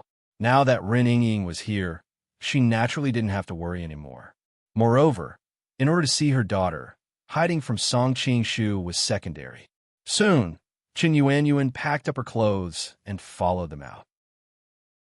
After getting on the carriage, she couldn't help but be surprised when she saw Huang Rong. Ren Yingying was meticulous. Seeing that, she explained what had happened before. Chen Yuan then understood that Huang Rong might have been targeted by Huang Chong. That person is really annoying. Chen Yuan had also almost died under Huang Chang's palm. Thus, they had a common enemy. Sometimes, women were just that strange. Just because of a common topic, they would quickly go from being a little distant at the beginning to being very close. Listening to the women chatter, Song Qing-shu was enjoying it. The carriage was already a little crowded, but now that there was one more person, it became even more crowded. Song Qing-shu felt as if he had returned to his previous life, when he was squeezed into the subway during the morning rush hour. The only difference was that back then, the people around him were all sweaty men. Now, the people around him were all fragrant beauties. One moment, he would hold Ren Yingying's small hand. The next moment, he would touch Chen Yuan's waist. Occasionally, he would even touch Huang Rong. Song Qing-shu really felt as if he was in heaven. The three women's cheeks quickly turned red. However, for some reason, they all pretended as if nothing had happened and continued chatting. This caused Song Qing-shu to almost laugh out loud. Unfortunately, happy times always pass so quickly. The carriage quickly returned to the Prince of Qi's residence. After getting off, Huang Rong and Chen Yuan simultaneously returned to their rooms, leaving Song Qing-shu and Ren Yingying looking at each other in dismay. Song Qing-shu was dumbfounded. Why are they running away? Ren Yingying blushed and spat. Who asked you to touch me in the carriage? They must have seen it. In order to not embarrass us, they naturally left. So it's like that. Song Qing-shu secretly cursed. In reality, The two women were also worried that their actions had been seen by someone else. It could also be that they knew that you were about to leave and purposely gave us some time to be alone. Ren Yingying's pale cheeks, due to her injuries, were now bright red. The two older sisters are really good people. Song Qingshu had a strange expression on his face. If you knew the true relationship between your man and the two of them, let's see if you would still be so optimistic. However, thinking that they were about to separate, Song Qingshu also began to feel sad. He gently pulled the young woman in front of him into his arms. Yingying, you'll have to work hard. It's not hard. Ren Yingying shook her head. The ninth princess and Zhou, older sister Zhou, have to do even more things. It's even more tiring. Thinking that Zhou Zhuo was his first wife, she felt somewhat sad. Right, there's also Princess Gubai of the Jin Kingdom. Ren Yingying suddenly thought of something and could not help but lightly snort. When did my Yingying become a little vinegar jar? Song Qingshu grinned and scratched the tip of her nose. Ren Yingying's face heated up, and she hurriedly pushed him away. Don't do it in the courtyard. Older sister Huang and older sister Yuan can see. Song Qingshu reacted quickly and took advantage of the situation to continue. Then let's go back to the room. Ren Yingying was stunned. Before she could react, she had been pulled into the room by Song Qingshu. Her dazed look added a little cuteness. The two had just established a relationship. Naturally, they were like glue, like touching honey. They hugged each other and whispered sweet nothings for a long time. Song Qingshu seemed to have found the feeling of his first love in his previous life. Just hugging her soft body made him feel extremely satisfied, and he did not rush to make any requests. Feeling his gentleness, Ren Yingying became more and more moved. She thought that he was so lustful, but she did not expect that she had misunderstood him. Thinking of this, the love in her heart became stronger. Song Qingshu did not expect that Lixiaoyi would have such a miraculous effect this time. At this time, he was more worried about another problem. Yingying, after this period of time, I have given you qi to heal your injury. Now your injury has stabilized. After I leave Lin, you must practice the everlasting youth skill that I taught you every day. This martial art can make people stay young forever. It must be good for your lost lifespan. What's more, all the descendants of the Xiaoyao sect live a long life. They must have unique internal skills in terms of lifespan. I will practice every day. Thinking of the energy Song Qingshu had spent on her during this time, Ren Yingying was extremely moved and blurted out, I still want to stay with you forever. Hearing the girl's such affectionate words, Song Qingshu could not bear it anymore. He lowered his head and kissed the delicate red lips in front of him. After a long while, Ren Yingying finally pushed the man away and said softly, Actually, I've gotten a lot better during this period of time. Previously, I often felt as if my whole body was floating, as if a gust of wind would blow me over. In particular, there was a kind of bone-chilling coldness, but today my whole body feels warm. Song Qingshu looked strange. Is it because you were intimate with me last night? Does that thing have the effect of replenishing lifespan? Ren Yingying did not react at first. Suddenly, she finally understood the meaning of his words. She was so shy that she almost strangled him. You bastard, what nonsense are you talking about? Chapter 1431. The next morning, Song Qingshu woke up and finished Chen Yuan's makeup. Huang Rong and Ren Yingying, who were watching from the side, were amazed. Of course, in order to keep the disguise a secret, Song Qingshu only disguised Chen Yuan and did not completely disguise her as someone else. Originally, Song Qingshu was worried that Huang Chong would take advantage of his absence and planned to take Huang Rong with him to the imperial palace. At that time, he would also put her on makeup and bring her with him. However, Huang Rong and Ren Yingying both rejected this idea. In their view, Huang Rong was pregnant. Even if she could hide her appearance from ordinary people, she could not hide from Huang Chong. Moreover, the imperial palace was Huang Chang's territory. Taking her, there would be the danger of walking right into a trap. After a night's rest, Huang Rong's thoughts were much clearer.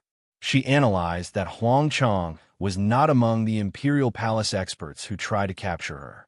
Especially when a yellow-robed woman appeared yesterday, Huang Chang still did not come, which proved that he did not often leave the imperial palace. Moreover, because he practiced the 9 manual, she did not believe that the person who wrote such a secret manual would disregard his status and bully the weak.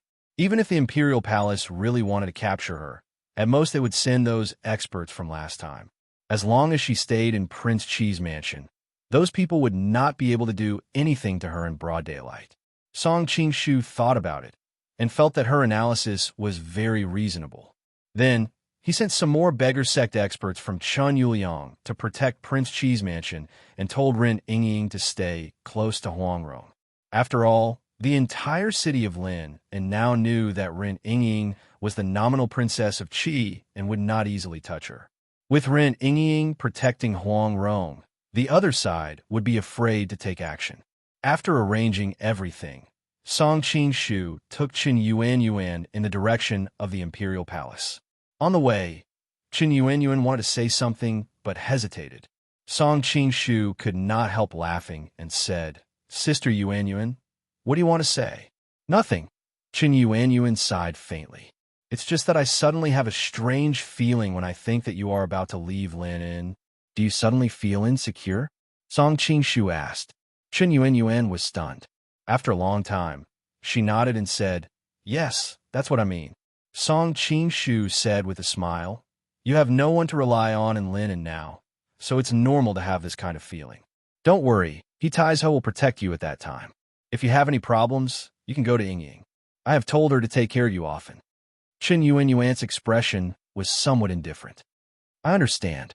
Song Qingshu's mind was so penetrating that he quickly guessed her thoughts. The relationship between the same sex was not as natural as that between the opposite sex.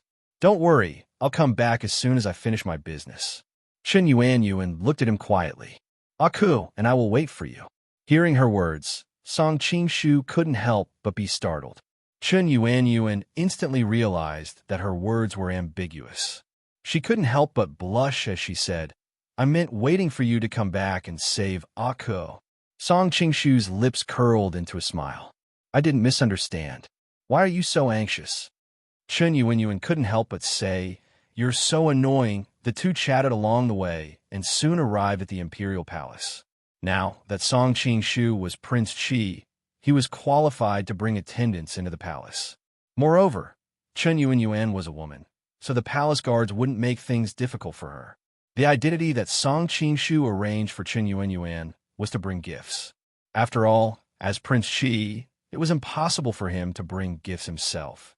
The two were led by a eunuch all the way to the chambers of the two princesses in the imperial harem. Zhao Huan, and Zhao Yuanyuan had been waiting in the palace with their heads raised.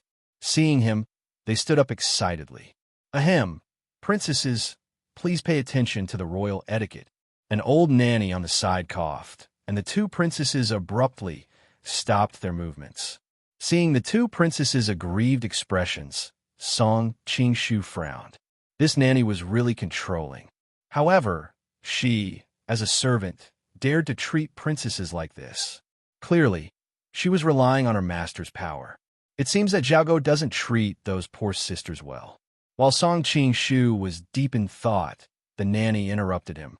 "As the saying goes, men and women should be different. Prince Qi, please don't come any closer." Startled, Song Qingshu couldn't help but be inwardly angry. Although the emperor hadn't officially issued an edict to bestow the two princesses to him, everyone in Lin knew of the relationship between the two. Sooner or later, they would be married. For this nanny to obstruct him like this, it was likely that she was used to acting like a tyrant. "I want to speak with the two princesses." "All of you withdraw first," Song Qingshu said indifferently. The other palace maids in the room looked at each other in dismay. Subconsciously, they cast inquiring gazes at the old nanny. The old nanny smiled insincerely and said, "Reporting to Prince Qi, the emperor specially arranged for this old servant to take care of the two princesses. This old servant doesn't dare to leave her post." Song Qingshu's face darkened. In an instant, an icy atmosphere filled the room. The palace maids all kept quiet out of fear. On the contrary, the old nanny didn't show the slightest hint of fear. Just as they were in a deadlock, a pleasant voice suddenly came from outside. What happened? Chun Yuan, who was following behind Song Qing-shu, trembled. If she hadn't been afraid of exposing her identity, she might have immediately turned her head away. Greetings to Concubine Wu. A group of palace maids in the room knelt down and saluted, including the old nanny. Only then did Song Qing-shu turn around. Aku was still as stunning as ever, and with her palace dress as a foil, she looked even more noble. Greetings, your ladyship. Seeing him, Aku's eyes curved like crescent moons, full of smiles. Prince Chi, you don't have to be so polite. Then her eyes fell on Chun Yuan. Although her appearance was disguised, she still recognized her at a glance. If it were a few years ago, perhaps Aku would have run over excitedly. However, she had been in the Southern Song Imperial Palace for a long time and had experienced so many things. No matter how she thought about it, she naturally looked away and walked straight over to hold the two princesses' hands.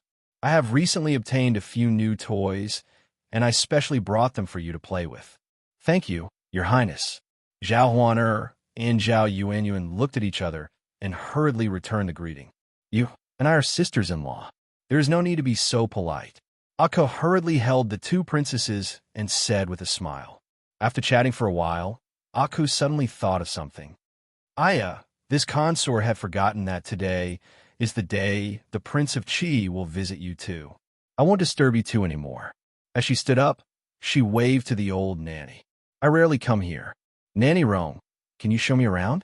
Nanny Rong. Song Qing-shu had a strange expression. He thought that all nannies with the surname Rong were so annoying. The old nanny looked hesitant. Aka's face instantly darkened. Why? Can't I call you? This old servant doesn't dare. Nanny Rong no longer had the insolence from before. She hurriedly ran to the front to lead the way. Concubine Wu was now the most favored person in the palace. Nanny Rong did not dare to offend her. If Concubine Wu ordered someone to kill her, the emperor would probably not care. As they passed by Song Qing-shu suddenly said, Nanny, have you been having nightmares every night recently? No. The old nanny thought that she had eaten and slept soundly. How could she have had nightmares? However, when she raised her head and met Song Qing-shu's eyes, her mind suddenly went blank. She nodded mechanically. Yes, I have nightmares often. Then you must treat the two princesses better in the future. Otherwise, you will have nightmares for the rest of your life. Song Qing-shu wrapped his voice with his inner force and sent it only to her ears. As a result, the palace maids beside them did not know what was going on. At this moment, Aku was standing beside her mother. She suppressed the excitement in her heart and said, Come with me. Let them talk. Yes. How could Qin Yuanyuan refuse? She was so excited that her voice trembled. The old nanny finally could not stand it anymore. Your Highness, His Majesty has ordered me. Could directly interrupted her. I will bear the responsibility if anything happens. Yes. Noticing the impatient look in her eyes, the old nanny hurriedly shut her mouth. Aka left with the group of people. Soon, only Song Qing-shu, Zhao Huer, and Zhao Yuanyuan were left in the room. Zhao Huer and Zhao Yuanyuan no longer had any scruples. They immediately threw themselves into his arms. Big brother Song Huer. Song Qing-shu hugged the two girls' soft bodies. He felt a little guilty. After rescuing them from the Jin Kingdom, he had never come to see them again. He had even gone in and out of the palace so many times. At the end of the day, he still lacked enough love for them. They had only been together in the dangerous environment of the Jin Kingdom by chance. Song Qing-shu understood all of this. However, he was not stupid enough to let go of them to find his true love. After all, this world was different from the future. To a certain extent, he had already been intimate with them. Why would they look for other men? He had always despised Duan Zhengxuan's behavior of abandoning his close female friends after sleeping with them. In comparison, He admired Wei Xiaobao's attitude of not having true love, but being responsible to the end. It's all my fault. I should have come to see you earlier. Song Qingshu hugged the two girls and said apologetically. Zhao, who pouted and said with some bitterness, I really want to see that Xiao Long knew. I want to see how beautiful she is. She made you give up your life for her. Zhao Yuanyuan hurriedly pulled on her sleeve. Song Qingshu instantly understood. Zhao Go was about to bestow a marriage, but Xiao Long Nu appeared out of nowhere. In order to save her, Song Qingshu had to temporarily give up the betrothal. Although the two girls were not present, they had more or lesser the news. It was inevitable that they felt a little uncomfortable. Your brother will not betroth you to me so easily. Song Qingshu smiled bitterly. He has always used you as a bargaining chip to force me to cooperate with the imperial court to attack the Jin kingdom. Even without Xiao Long Nu, he would have found other reasons to refuse the betrothal. Ninth brother is so annoying.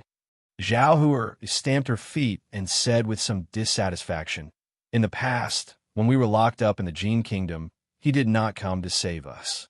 Now that we have finally escaped, he is guarding us left and right. Huer, be careful with your words. Zhao Yuanyuan hurriedly covered her mouth. Chapter 1432. Zhao Yuanyuan felt the same way. Yes, all the sisters who came back from the Jin kingdom have an old nanny by their side. They even asked us not to say anything. Are they afraid that what happened in the Jin kingdom will get out and embarrass the Zhao family? This development was not out of Song Qingshu's expectations. Zhao Go must have done everything he could to cover up the scandal of the royal ladies in the Jin kingdom. After all, imperial concubines, princesses, and titled ladies were like slaves there. No one could accept it. In history, Zhao Go's birth mother, Empress Dowager Wei, was humiliated in the Jin kingdom. Rumor had it that she slept with a princess to serve a high official of the Jin kingdom. Later, the Jin and the Song dynasty negotiated peace, and Empress Dowager Wei was released.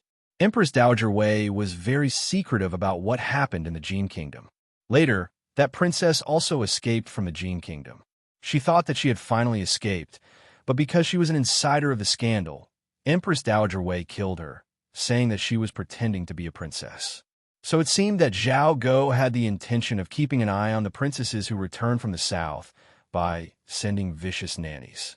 Touching the two princesses' heads, Song Qingshu comforted them. Don't worry. From now on, that nanny won't make things difficult for you. Why? Zhao Huaner asked directly. Brother Song, although you are Prince Qi, she is under the orders of ninth brother. I'm afraid she won't care about you. Song Qingshu smiled. Of course, I can't use the name of Prince Qi to suppress her, but I used magic on her. The two princesses were not from the martial world and did not know about the soul-shifting spell, so it was better to use a name that they were familiar with. Brother Song, you are amazing. Zhao Huan was pleasantly surprised. Beside her, Zhao Yuanyuan could not hide her excitement. They did not doubt Song Qingshu's words. After going through so much, in their eyes, their lover could do anything. He was like an immortal. Following that, Song Qingshu chatted with the two princesses about some of the things that had happened during this period of time. He listened to the two women pour out their hearts, and he also told them about the various things that had happened after their return. After comforting them for a while, Song Qingshu took out some toys that he had carefully selected from outside the palace and gave them to the two girls. They grew up in the Jin Kingdom's laundry yard and were now almost under house arrest in the palace. They had never seen the outside world, so they felt that these toys were extremely novel. It would be great if we could live freely outside. Zhao Yuanyuan looked out of the palace, her voice full of envy. Hearing her words, Song Qingshu couldn't help but feel sad. The two women were originally noble, but unfortunately, their lives were full of misfortune. Now, their lives weren't even as happy as ordinary girls. Let it go. Sooner or later, I will take you out of the palace. At that time, there won't be so many rules, and there won't be so many restrictions. You will be able to travel the world freely. Big Brother Song. To To be able to meet you in this life is really our greatest fortune. Zhao Yuanyuan nestled her body in his arms and said with deep emotion, "That's right. If it weren't for your dazzling appearance, we would still be in the laundry yard, struggling in the endless darkness." Zhao Huan was also reminded of her sad memories. "Moreover, you would have brought us out of this cage-like palace." Song Qingshu hesitated for a moment, then said to the two girls, "But I have a lot of things on my hands now. Taking you out of the palace is not something that can be done in a day." Zhao Yuanyuan smiled sweetly. "We can wait. We were able to persevere in a place like the laundry yard, so this little bit of suffering is nothing." Song Qingshu couldn't help but sigh. Although the two girls looked weak, the events of the Jin Kingdom had tempered them to be much stronger than ordinary women. In the future, you can spend more time with Concubine Wu. She is my, good friend. If you have any difficulties, feel free to look for her. Big Brother Song, you are so amazing. Even Concubine Wu is your friend. Zhao Huan cried out in surprise. She is now the most favored concubine in the palace. How do you know her? Seeing the surprised look in the two girls' eyes, Song Qingshu felt a little guilty. Before Concubine Wu entered the palace, I interacted with her and even helped her. The two girls did not think much of it. After all, only a few people knew that Zhao Go was impotent. This is great. With Concubine Wu's help, let's see if those nannies dare to make things difficult for us. Just like that, the three of them chatted about all sorts of things. The meeting time passed quickly. Eunuchs and palace maids came to urge them a few times. Only then did Song Qingshu have to bid farewell to the two little princesses. Zhao Huan, and Zhao Yuanyuan were young girls after all. Very soon, their eyes were filled with tears. Song Qingshu's heart softened. He thought that after he finished dealing with the matters in the north, he would bring them out as soon as possible. When they came out, they bumped into Aku.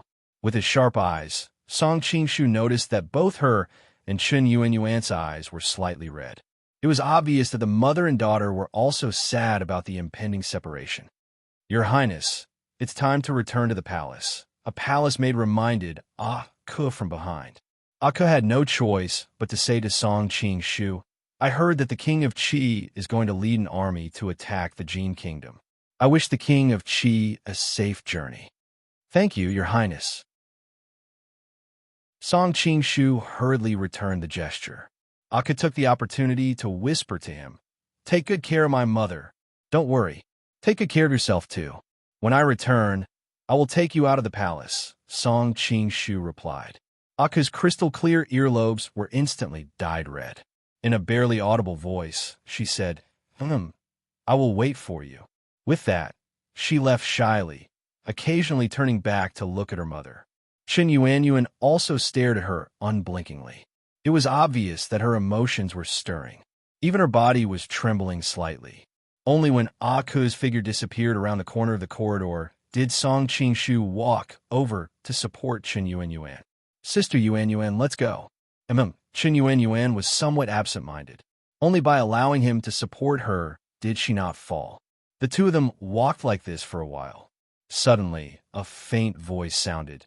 "The king of Qi is truly protective of the fairer sex."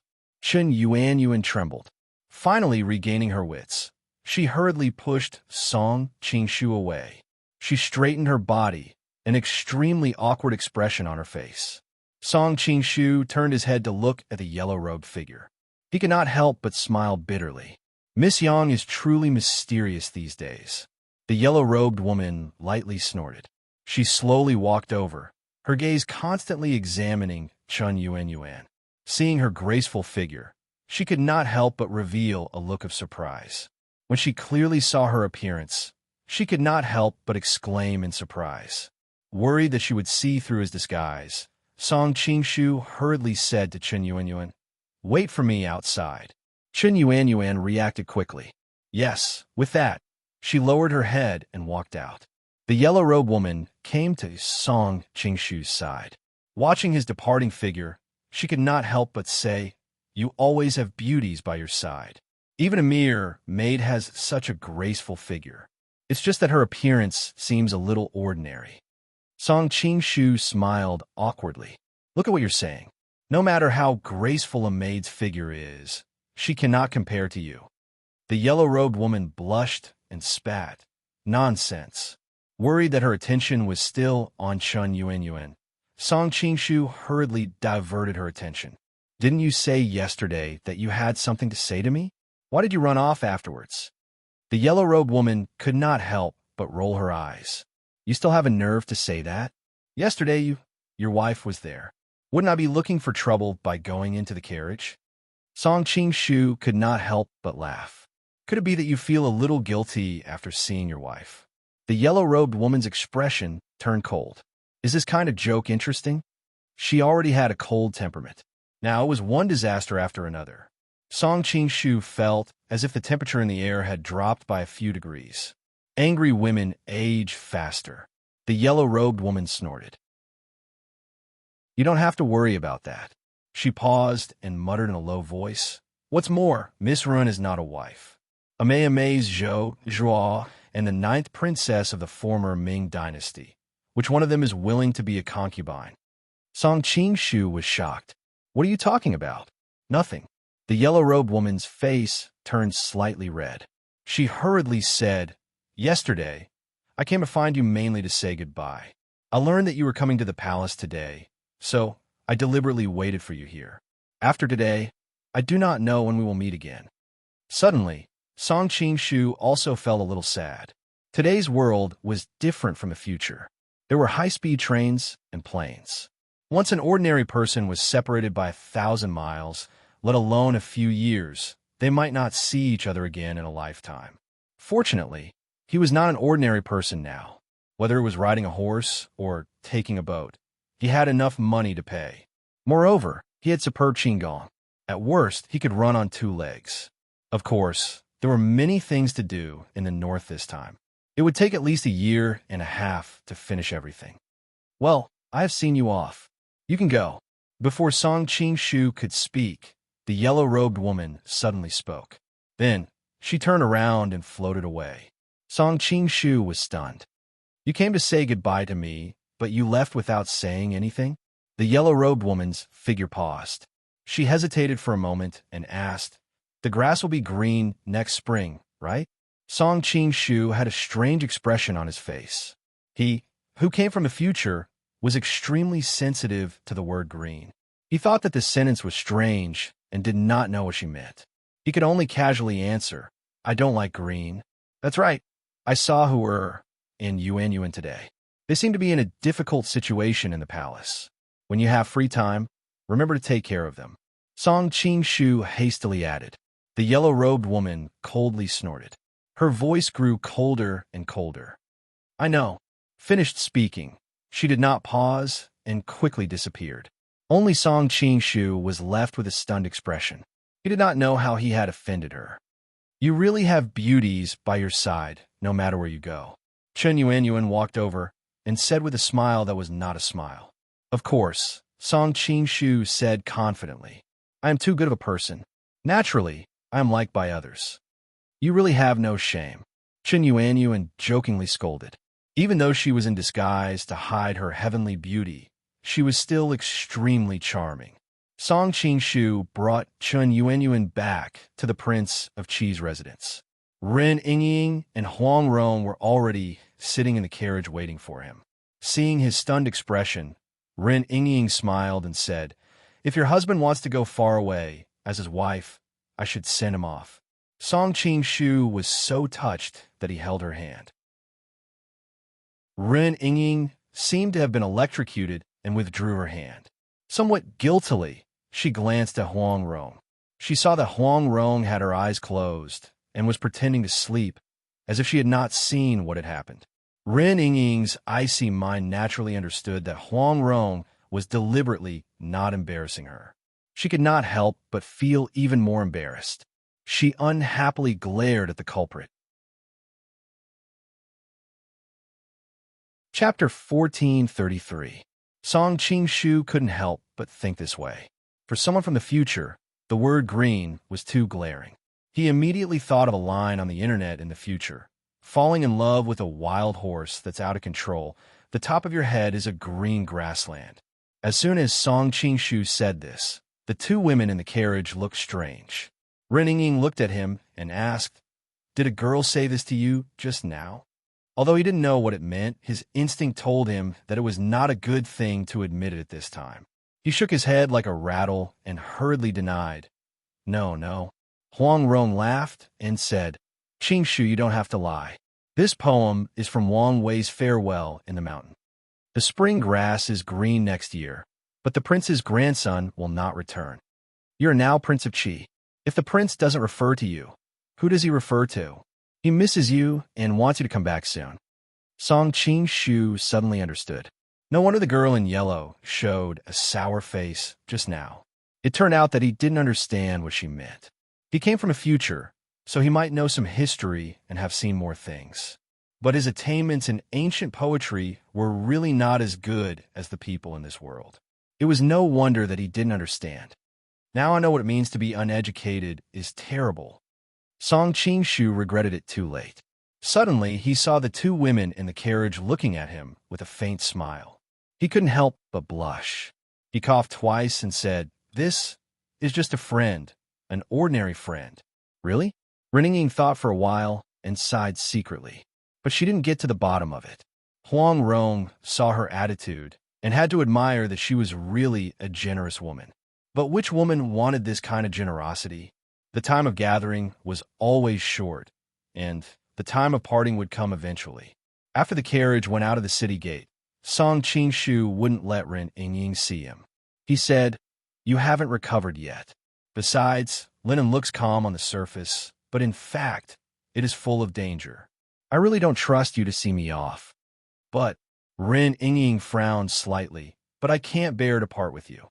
Now that they were about to part, she was so excited that she couldn't care less about Huang Rong. Song Qingshu pulled her into his embrace and comforted her.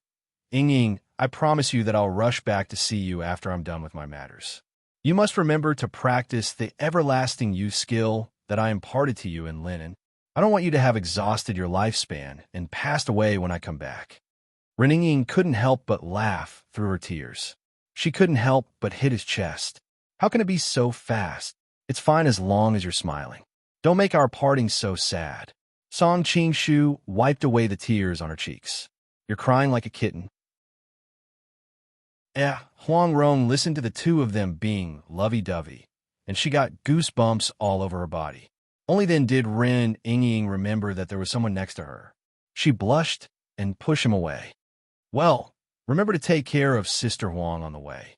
Song Qingshu glanced at Huang Rong and said with a smile, "Don't worry. I'll take good care of her." Huang Rong's heart skipped a beat. She didn't know whether it was her illusion or something else. She seemed to hear that the tone of the word "take care" was a little strange. She couldn't help but think of some conjectures that made her heart beat faster. "I'll also take good care of the intelligence network here in Lin. I'll show you the results when you come back next time." Ren Yingying forced a smile and deliberately cheered herself up. "The intelligence network is secondary. The most important thing is your body. Don't get tired," Song Qingshu said as he wanted to hug her again. Ren Yingying hurriedly pushed him away with a red face. "Take care of yourself." Ren Yingying stepped back a few steps and waved at him with red eyes.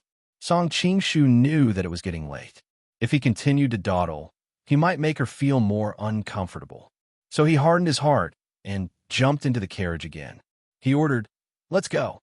After the carriage had left for a long time, Song Qingshu looked back through the window. He could still faintly see a beautiful figure standing at the gate of the city. Alas, Song Qingshu couldn't help sighing. He finally understood why there were so many farewell poems in ancient times. This kind of separation scene really made people's emotions ferment to the extreme. "Reluctant to leave?" Huang Rong asked with a playful face. "I'm a little reluctant to leave." Song Qingshu lay on the seat, and he seemed to have lost his spirit in an instant. "In fact, you don't have to leave so early. You can stay in Lin and for a few more days." Huang Rong couldn't help but give him an idea. Song Qingshu sat up straight in an instant and glared at her angrily. "Madam, it's not kind of you. It's obvious that I left so early to send you away. You still make sarcastic remarks." Huang Rong's face was slightly red. It's not like I don't have long legs. Can't I walk by myself? Song Qing-shu shook his head. I lost you twice in a row. I don't want to have a third time. That kind of suffering is really uncomfortable. Thinking of his nervous look when he found her in the gemstone mountain, Huang Rong's heart softened. Her eyes became soft. Thank you. Song Qing-shu smiled. There is no need to say thank you to me. Huang Rong's heart jumped. She always felt that he seemed to be a family member with her. She glanced at him quietly and saw that he was looking out of the window with lonely eyes. Obviously, he was still sad about being separated from Ren Yingying. This bastard looks quite elegant when he is sad. Huang Rong looked at him and suddenly felt a little confused. She hurriedly looked away. In this way, one person was sad, and the other was thinking nonsense in the carriage. Soon they fell into a tacit silence. After driving for a long time, Song Qing-shu suddenly sat up straight. His originally sleepy eyes suddenly opened, and a glimmer of light flashed in his eyes. What's wrong? Song Qing-shu's reaction alarmed Huang Rong, who couldn't help but ask curiously. There are people in the woods in front. Song Qing-shu replied in a deep voice. Huang Rong hurriedly listened attentively. Unfortunately, it was too far away. She could only hear the sound of the wind blowing through the leaves and nothing else. However, she did not doubt his judgment at all. Will they come for us? Huang Rong asked nervously. Song Qing-shu thought for a moment and shook his head.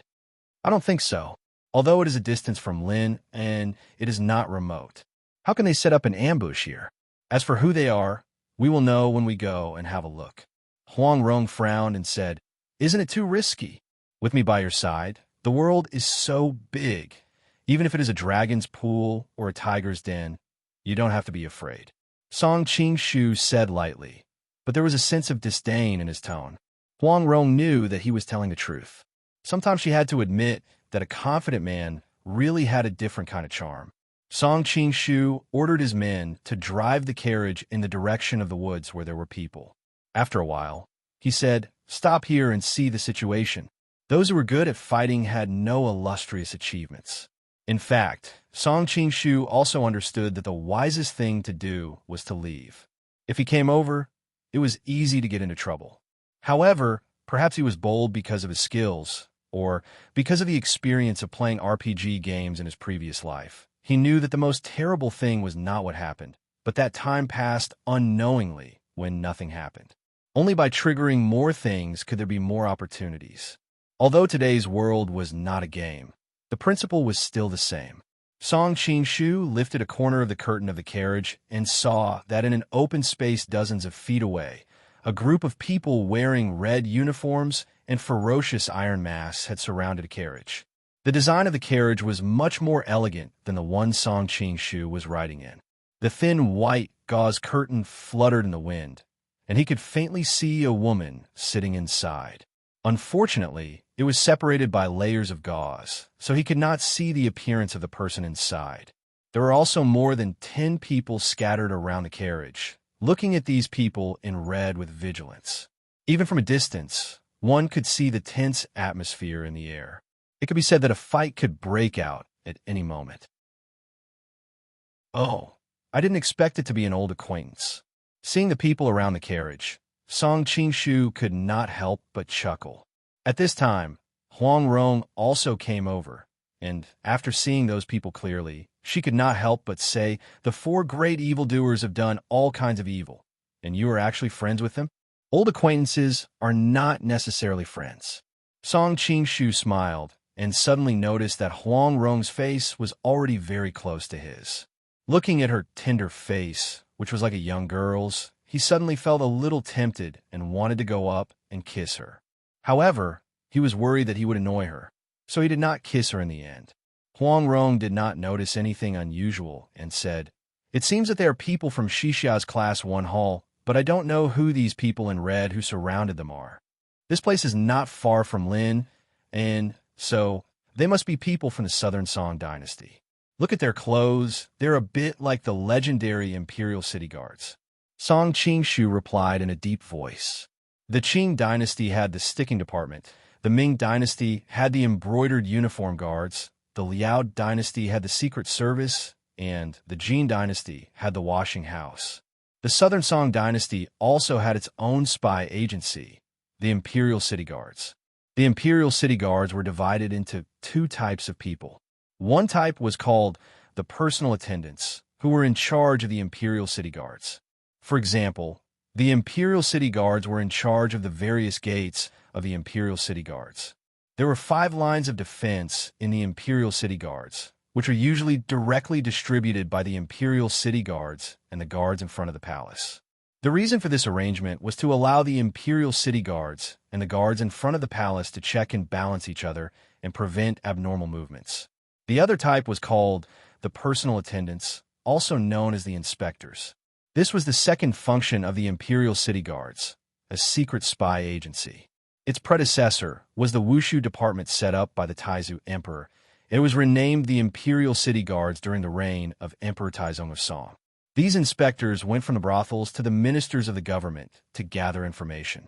At the beginning, there were only a few dozen of them, but at the peak, there were more than 7,000 of them.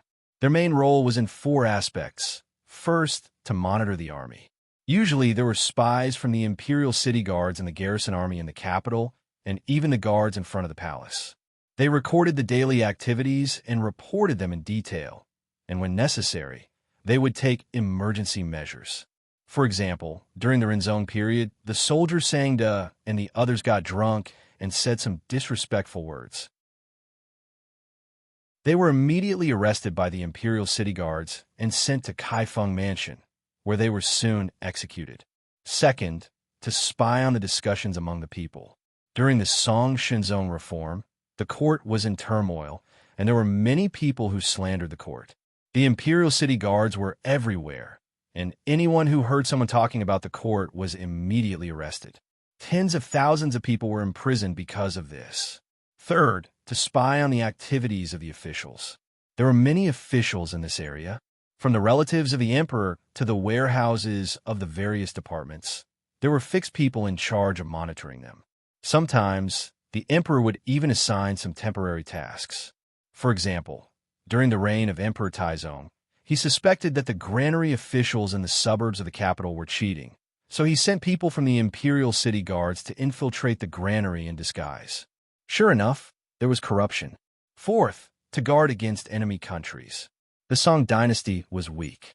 During the Northern Song dynasty, it had diplomatic relations with Western Xia, Liao, and during the Southern Song dynasty, it had a lot of mutual spying. The Imperial City Guards were responsible for this aspect of security. In the Song dynasty, when officials went to Liao or Jin, they would be accompanied by officials from the Imperial City Guards.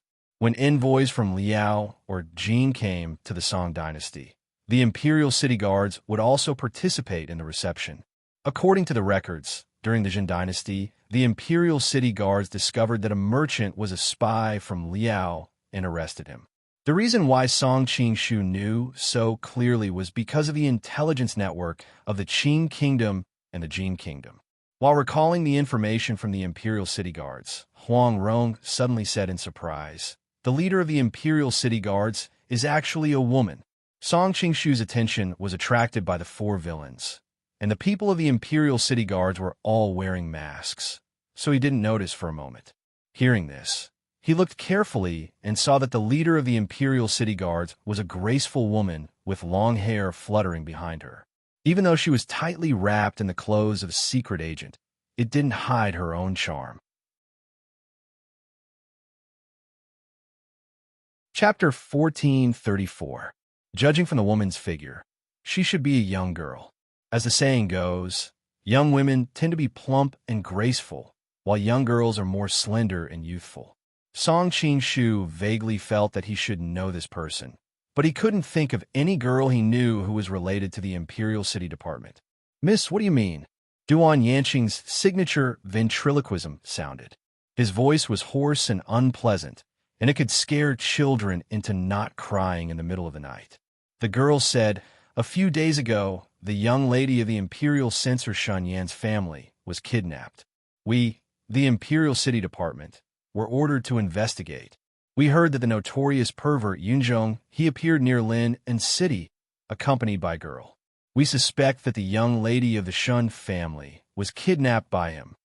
At this time, Yunjong, he was looking at the girl's figure with a greedy face. His eyes swept up and down in an extremely wretched manner.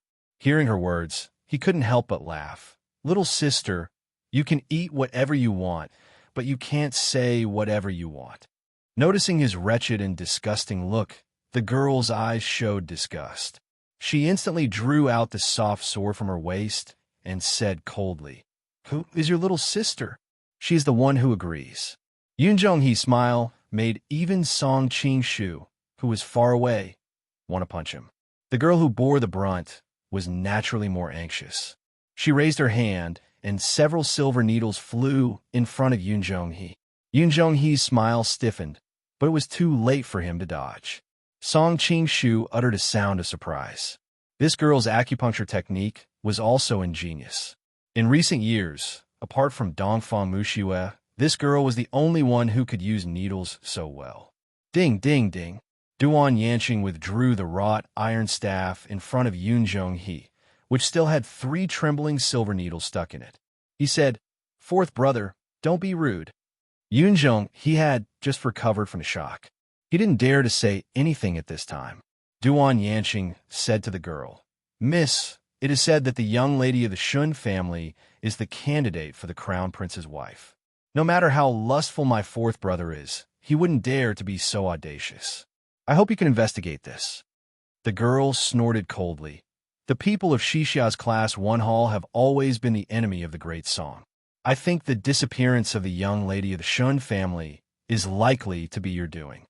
Duan Yanqing said indifferently. "Do you have any proof for what Miss said?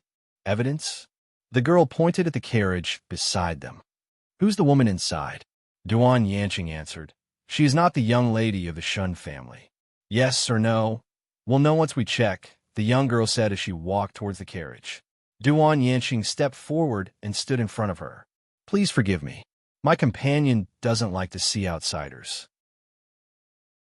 I think the young miss of the Shun family is hidden inside." The girl was furious. She raised her hand, and the secret agents of the Imperial City Department raised their crossbows and aimed at Duan Yanqing and the others. Duan Yanqing's facial expression was unsightly. The Western Xia and the Song dynasty had been at war for many years. Duan Yanqing naturally understood that although the Song dynasty was weak, their crossbow technology was too powerful. Over the past few decades, the Western Xia people had suffered a lot from the crossbows of the Song dynasty. Not to mention the Western Xia, even the Jurchen cavalry that swept across the Central Plains a few years ago was shot down by the crossbows of the Song dynasty in Sichuan and Shaanxi. At such a close distance, if these secret agents aimed their crossbows at them, most of them would die on the spot if they pulled the trigger.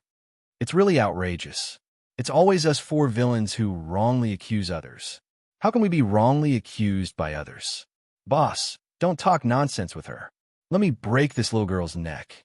At this time, the straightforward and reckless southern sea crocodile deity, Yu Laosan, suddenly couldn't help but go crazy.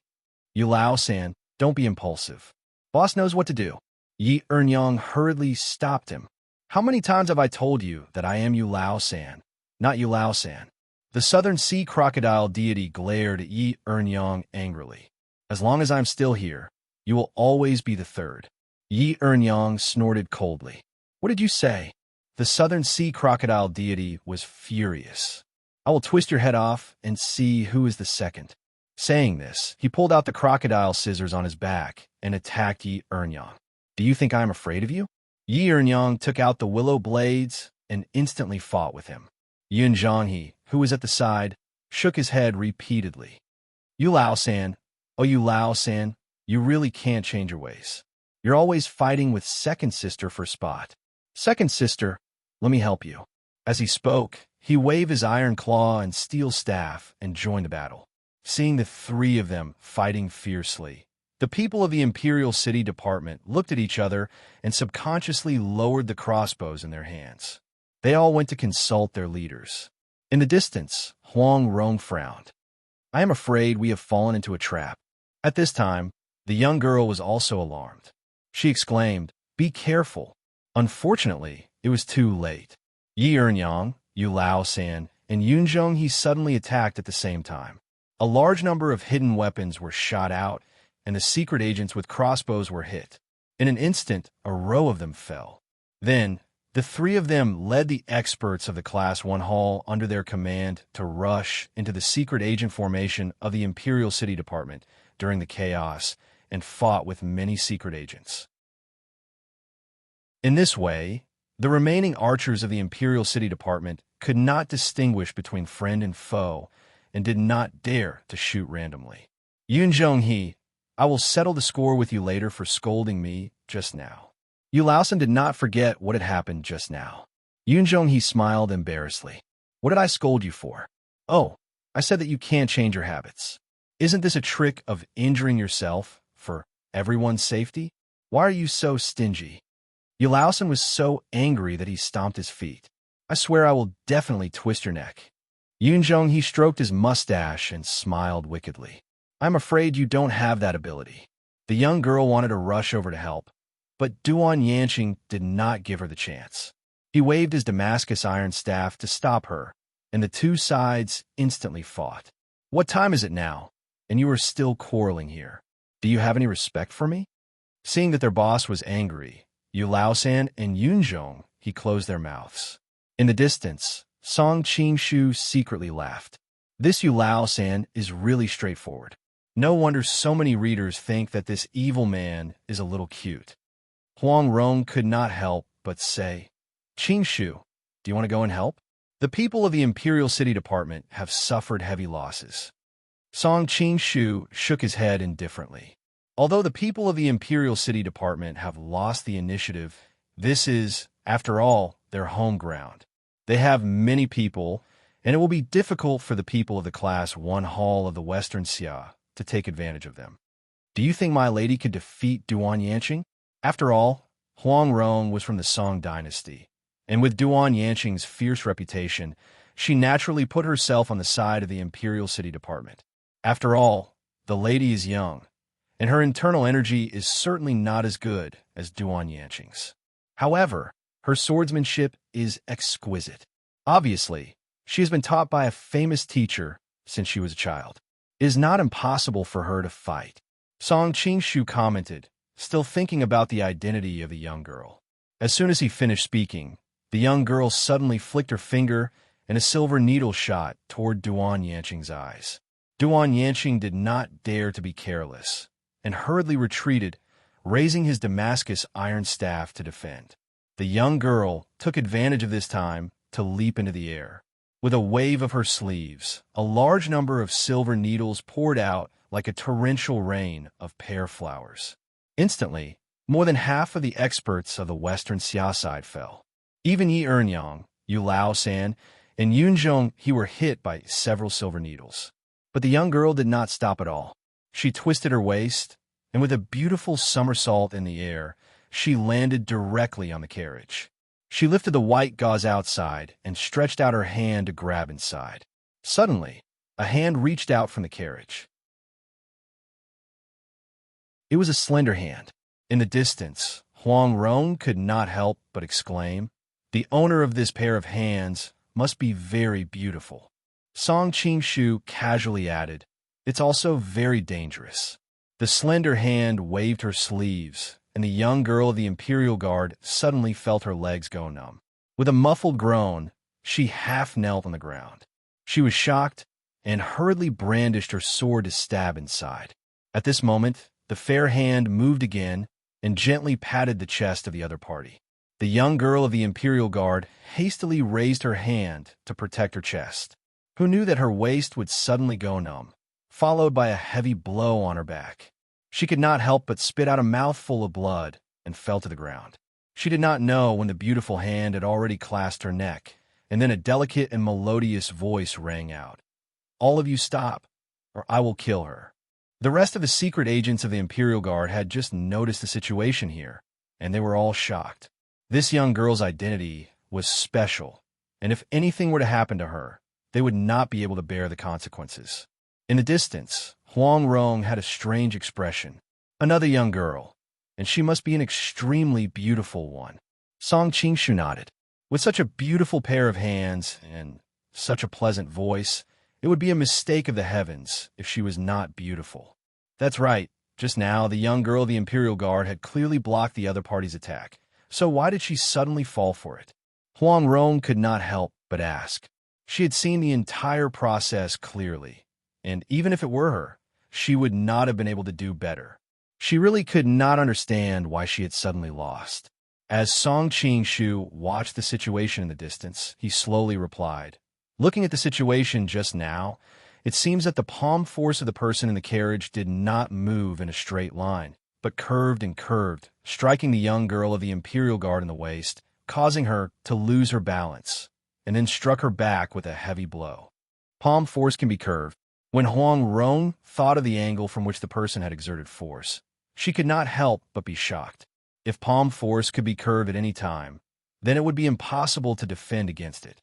When one's martial arts reach a certain level, it is not difficult to control the direction of one's palm force. However, that person is young and might not have reached this level, so it can only be that her palm technique is rather amazing. Coincidentally, I seem to have seen a similar palm technique before. Song Qing-shu remembered the scene when Li Qing-luo had fought against Daoist Baisu and Sect Master Vajra.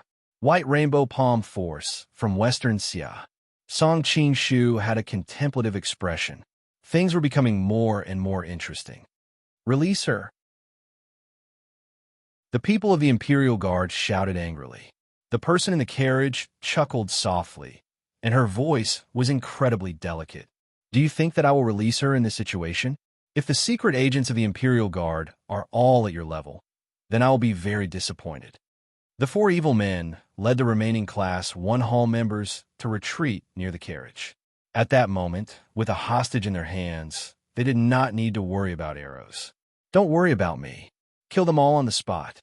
Even though her vitals were seized, the young girl still shouted without a care for her own safety. The secret agents of the Imperial Guard looked at each other, but in the end, they did not shoot. The person in the carriage chuckled softly again. "Looks like your status is not low. I want to see what you look like." As she spoke, she took off the savage mask on her face. Even though there was quite a distance between them, with Song Qing-shu's level of cultivation, it was not difficult for him. Even though there was blood at the corner of the young girl's mouth, it could not hide her beautiful appearance. Her usually dignified and graceful temperament was now as cold as frost. Song Qing-shu was stunned. How could it be her? This image was a little against the setting. Could it be that she was trying to make a contrast? Everyone could guess who this young girl from the Imperial Guard was, and they could also guess who the young girl in the carriage was. The answer would be revealed tomorrow. Today's 10,000-word update was completed. Chapter 1435. Song Qing-shu could not help but be shocked. Even though he had only met her twice, he could tell that she was a graceful, gentle, and graceful young lady from a wealthy family.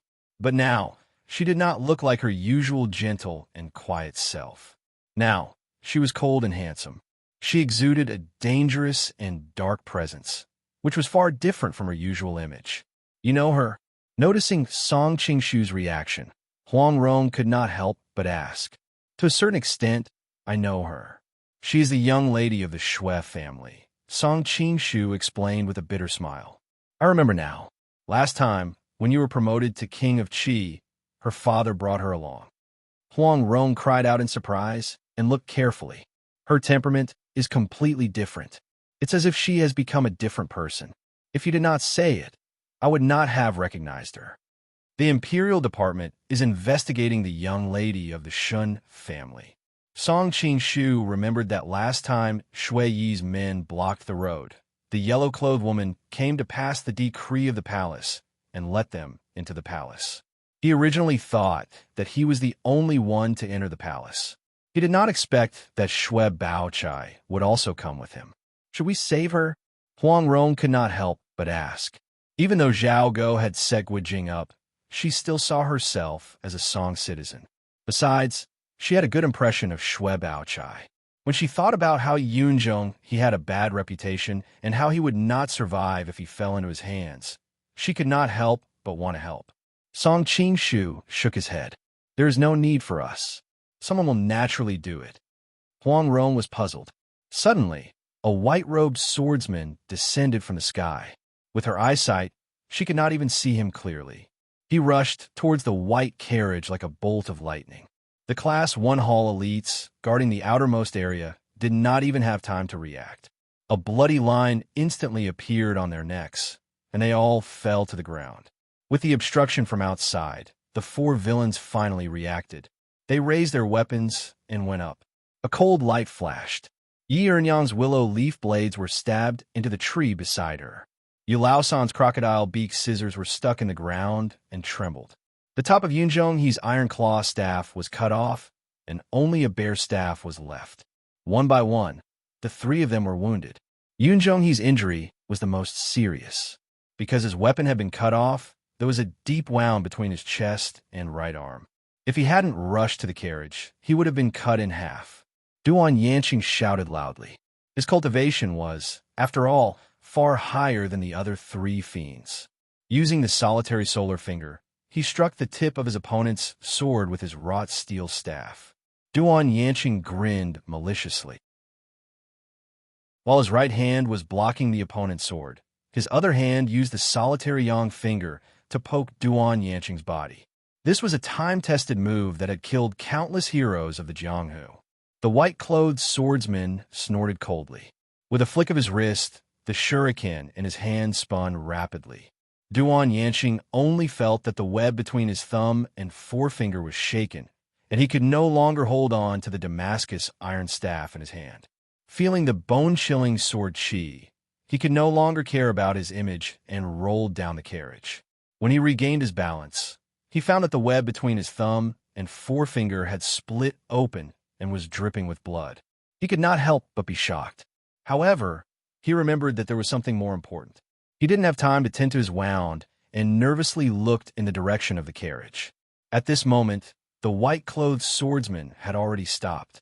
The tip of his sword was pointed at the woman in the carriage. The reason why he had stopped was because the other party was holding Xue Baochai's neck and standing in front of him. If the white-clothed swordsman's sword were to advance another half an inch, Xue Baochai would most likely die. This person's sword technique is so sharp. In the distance, Huang Rong was shocked. She could be considered a well-known figure in Jianghu and had seen countless masters, but the only ones with such a high level of swordsmanship were probably the sheep-raising girl and Song Qing-shu, whom she had seen at the Golden Snake Convention. It's not just fierce. To a certain extent, it can be said to be unparalleled in the world. Song Qing-shu exclaimed in admiration. The sword techniques of the experts in the Jianghu were either light, cunning, or bold. However, this person's sword technique was completely meant for killing. No one else could compare to him in this aspect. Who on earth is this person? Huang Rong was even more shocked. With Song Qing-shu's martial arts skills, there were very few people in the world who could receive such praise from him. How could he be a nameless person?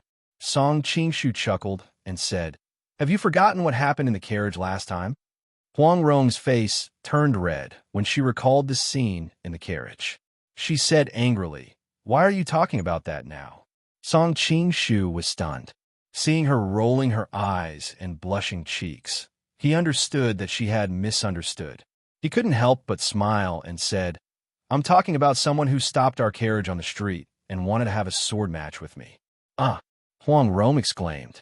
She wished there was a hole in the ground to hide in. She hurriedly used words to divert her embarrassment. "So it's Shui Yi's man." At this moment, there was also movement from the Xixia carriage. As expected of someone who crawled out a mountain of corpses and a sea of blood.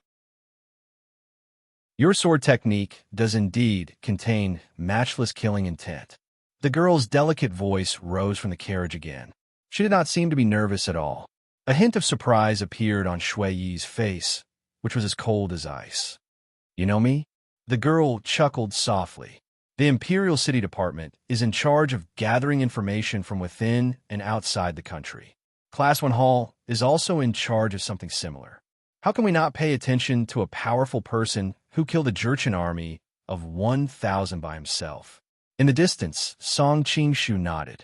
As expected of someone from Xixia's Class 1 Hall. I just don't know whether she's the person I guessed. Someone from Class 1 Hall? Huang Rong frowned. In truth, Beggar's sect and Class 1 Hall of Xixia had plenty of dealings with each other before, but as the Jurchens rose to power and the Mongolians invaded the south, Xixia was no longer connected to Southern Song. The hatred between the two sides gradually faded away. Shui's gaze fell on the girl's hand on his sister's neck. He estimated in his heart whether he could subdue her before she hurt his sister. Unfortunately, the result was not optimistic. In recent years, our great song has never had any dealings with Xixia. Why did you come to Lin and to stir up trouble? Shui had no choice but to calm her down and wait for an opportunity.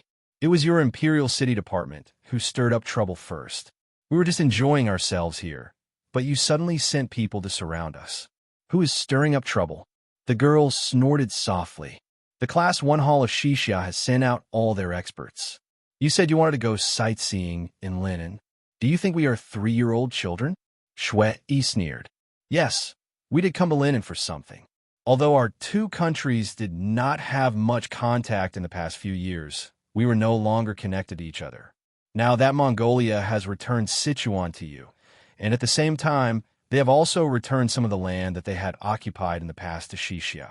From now on, our two countries will be connected to each other, the girl said with a smile. So what? Shui said in a deep voice. So what? The girl's voice suddenly turned cold. Our great Xia kingdom and your Song dynasty have been at war for almost 100 years. You have forgotten, but our great Xia kingdom has not. That year, your Song dynasty's western army was closing in step by step. Seeing that our Xia dynasty was about to perish, fortunately, the Jurchens suddenly rose up and attacked Bianjing. Only then do we have a chance to recuperate and get a breather. The lesson from the past is still fresh in our minds. Now that you have regained Sichuan, how can we not be cautious? So, you are really here to cause trouble? Shui spun the sword in his hand as if he was going to attack at any time. The girl's hand that was strangling Shui Baochai's neck tightened instantly. She used her body to block almost all the attack routes of the other party. We are not here to cause trouble. We just came to investigate the information of those officials in Sichuan. Unfortunately, we got the worst result. The one in charge of the military power in Sichuan is the descendant of the Wu family of the Western Army. In the distance, Huang Rong suddenly said softly, "Something is wrong." Song Qingshu was stunned. "What is wrong?" Huang Rong frowned. There is no need for the girl from Class 1 Hall to reveal so much information to the people of the Imperial Department. No matter how I look at it, something is wrong. Could it be that they are stalling for time? Song Qingshu nodded and agreed with Huang Rong's judgment. However, he could not understand why they were stalling for time. After all, this was Southern Song's home ground. Reinforcements could arrive at any moment. The longer this dragged on, the more advantageous it would be for Southern Song. So, you kidnapped the candidate for the crown princess? Shui snorted coldly. The girl in the carriage chuckled. I told you so much because I wanted to tell you that we are here to investigate. Right now, the officials in Sichuan have already been confirmed and will take office. There is no meaning for us to stay here. We are about to leave. What reason do we have to kidnap the young lady of the Shun family? We will talk about whether you kidnapped her or not when we return to the Imperial Department. Shui waved his hand, and the secret agents of the Imperial Department took a step forward and surrounded the remaining people from Western Xia. The Imperial Department is still so domineering. Are you not afraid that I will be nervous and lose control of my actions? Are you not afraid that I will let your pitiful little sister die? The girl in the carriage was still smiling, as if she was not worried about the situation in front of her. Shui Baochai snorted coldly. The moment I join the Imperial Department, I am already prepared to sacrifice myself. Big brother, you don't have to worry about me. Capture all these people. Shui nodded and looked at the girl in the carriage with a sharp gaze. Let her go, and I will consider letting you leave safely. The girl in the carriage clearly did not believe him. We are all adults. What is the point of coaxing a 3-year-old? Shui said calmly. You have no choice. Even if you don't let her go, none of you will be able to leave. If you let her go, there is still a chance. So, you can only choose to believe me. Is that so? I think there is another choice. There was an inexplicable meaning in the girl's voice. Shui Yi's heart froze. What choice? Can't I just kill all of you? The girl giggled. Shui Yi seemed to have heard a big joke. He was so angry that he laughed. If Bao Chai was not in your hands, I would have killed all of you with my sword. The girl in the carriage smiled tenderly. That's right. In terms of martial arts, we are indeed not as good as you. However, it is not necessary to use martial arts to kill people in this world. What do you mean? Shui Yi had a bad feeling. Chapter 1436. Huang Rong's body went limp, and she fell to the side. She was pregnant, and if she accidentally fell, the consequences would be dire. Fortunately, Song Qingshu reacted quickly and caught her at the critical moment. He asked anxiously, "What's wrong?" "I don't know either." Huang Rong wanted to shake her head, but she did not even have the strength to do so. "I just feel weak." At that moment, clanking sounds came from beside them. The guards who came with them had fallen to the ground. Song Qingshu frowned and looked into the distance. He saw that the secret agents of the Imperial City Department had fallen to the ground as well. Only Shui Yiren was still holding on by force. Sorrowful wind softening. Song Qingshu immediately reacted. This was Western Xia's Class 1 Hall's most powerful poison. It was colorless and tasteless. By the time you realized it, you have already been poisoned. Once you were poisoned, you would be powerless, and you would be at the mercy of others. Song Qingshu gasped in amazement. This poison was truly powerful. It drifted with the wind, and even Huang Rong and the others, who were far away, were poisoned. Sorrowful wind softening. Shui Yiren squeezed out a few words through gritted teeth. It was clear that he had also thought of Class 1 Hall's legendary poison. I have to say, you people from the Imperial City Department have really fallen. You only remembered our Class 1 Hall's sorrowful wind softening at this moment. The girl finally walked out of the carriage. Her long dress fluttered in the wind, making her look graceful. It was a pity that her face was still covered by a veil, and she did not show her true face. However, her limpid eyes were enough to show how beautiful she was under the veil. Shui Yiren suddenly thrust his sword at her. However, due to the effects of the poison, his sword technique was no longer as sharp as before. The girl flicked her sleeves and knocked the long sword from his hand. Cold sleeve acupuncture point. Good, very good. The breath that Shui Yiren had gathered finally dissipated. He fell to the ground dejectedly and could no longer get up. Big brother. Seeing him fall, Shui Baochai screamed.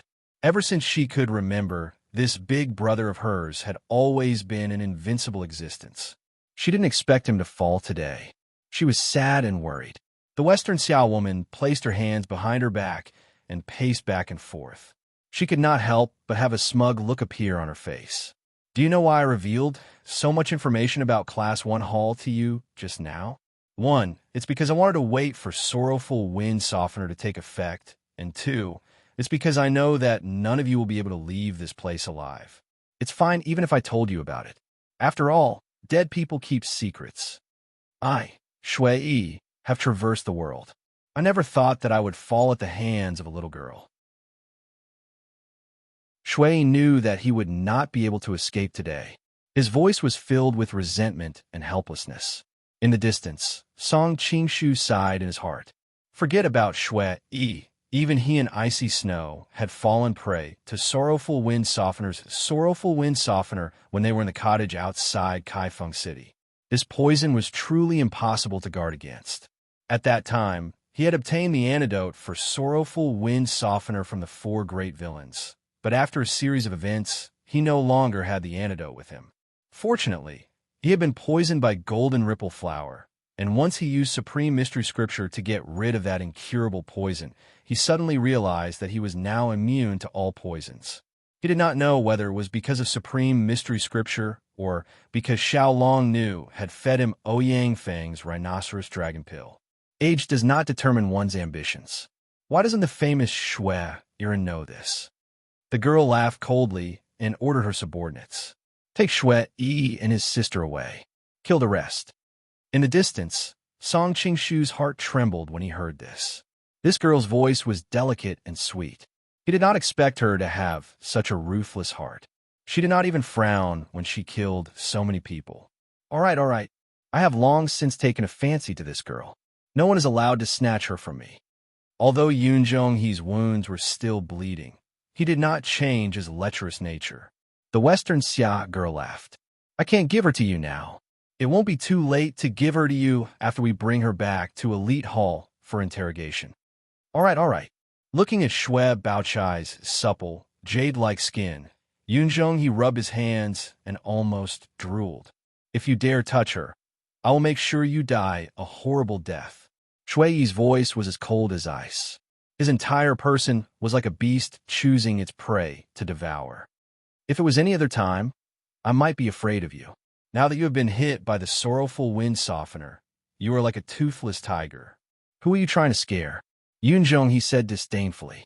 Shui Yiren snorted coldly. Suddenly, his aura started to surge again. Fortunately, the young lady from the Western Xia Empire was prepared for this. She instantly went over and sealed his acupoints. "Sir, why do you have to do this? Even if you manage to save your sister by burning all your power, you will still turn from a top-notch expert into a useless person. I don't need your hypocrisy." Shui Yi's eyes grew colder. Unfortunately, he was a step too slow. Otherwise, he would have used all his energy to kill Yoon Jong-hee. "Don't worry about me, big brother." Thinking of the miserable fate she would face if she was captured and brought to Western Xia, Shue Baochai instantly made up her mind to bite her tongue and commit suicide. Unfortunately, the girl gently flicked her finger, and her mouth went numb. She did not even have the strength to bite her tongue.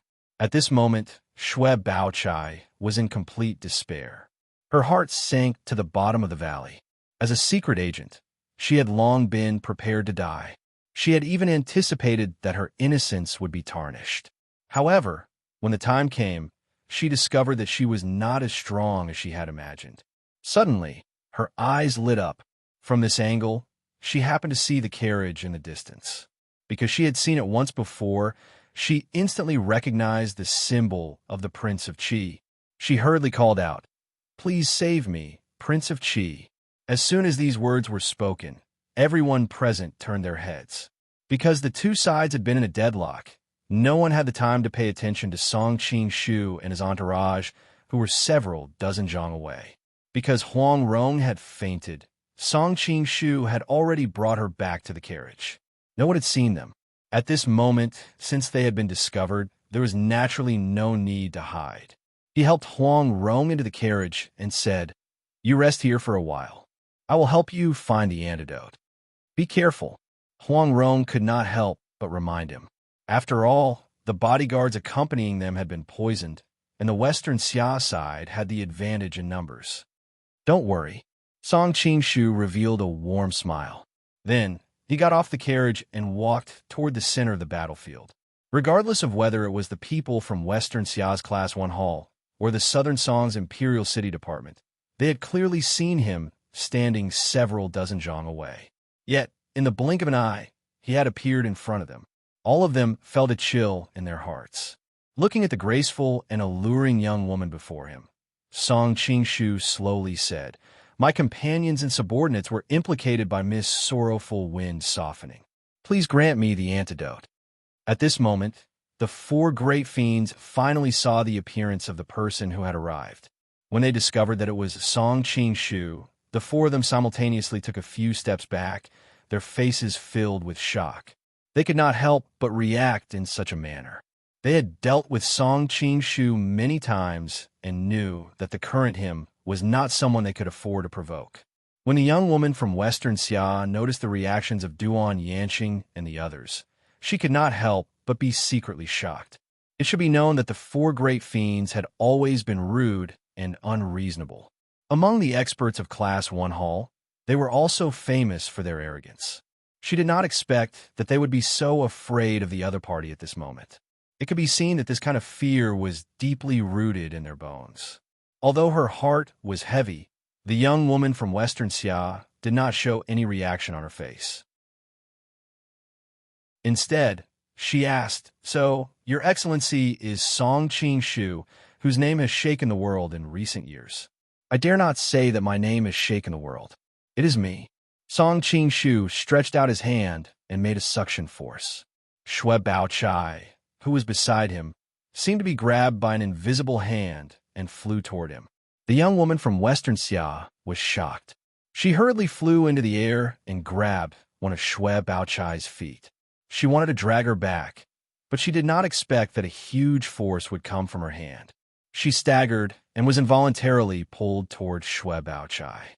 Song Qing-shu gently held Shui Bao-chai's slender waist with one hand and protected her behind him. Then, he stretched out his other hand to grab the young woman from Western Xia, who had lost her balance and fallen toward him.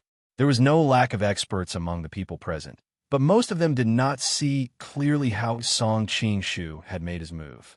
They only saw him raise his hand and put it on the shoulder of the young woman from Western Xia the next moment. "Princess." The people of Western Xia's Class 1 hall turned pale with fright. If anything happened to this young woman, they would be dead once they returned to their country. The young woman from Western Xia was also somewhat surprised. She did not expect that her shoulder would be restrained so quickly. However, she reacted quickly. She tapped the ground with the tip of her toes and displayed a very ingenious set of footwork. She forcibly escaped 10 feet away. "Wave like subtle steps, princess." Song Qing-shu did not chase after her. A trace of a playful smile appeared on his face. At this moment, the young woman from Western Xia suddenly felt that her arm had become numb. She turned her head and found that because she had forcibly escaped from under Yi Shiwen's hand, half of her sleeve had been torn off. Her smooth and round shoulder was exposed to the air. Even though her face was covered with a veil, one could still see the blush on her face. Yi Eryong hurriedly took a piece of clothing and draped it over her body. The young woman wrapped herself in the clothing and glared fiercely at Song Qing-shu. Lecher, if it had been someone else, she would have already rushed over and taken his life. However, Song Qing-shu's reputation was well known. Moreover, his move just now had really shocked her. She was afraid of him and did not dare to rush over rashly. Song Qing-shu looked at the half of the sleeve in his hand that still had the lingering fragrance of the young woman's body. He said in a bad mood, "Who asked the quality of your Western Xia clothes to be so poor? You can tear it with a gentle pull. If you are not happy, I can buy 8 or 10 more pieces for you." "You." The young woman from Western Xia was almost angered to death. However, she quickly regained her composure and said coldly, "I did not expect that the famous Song Qing-shu is actually a frivolous person with a flirtatious tongue." Song Qing-shu did not care at all. He said, "Miss, I am afraid that you seldom come to the Central Plains.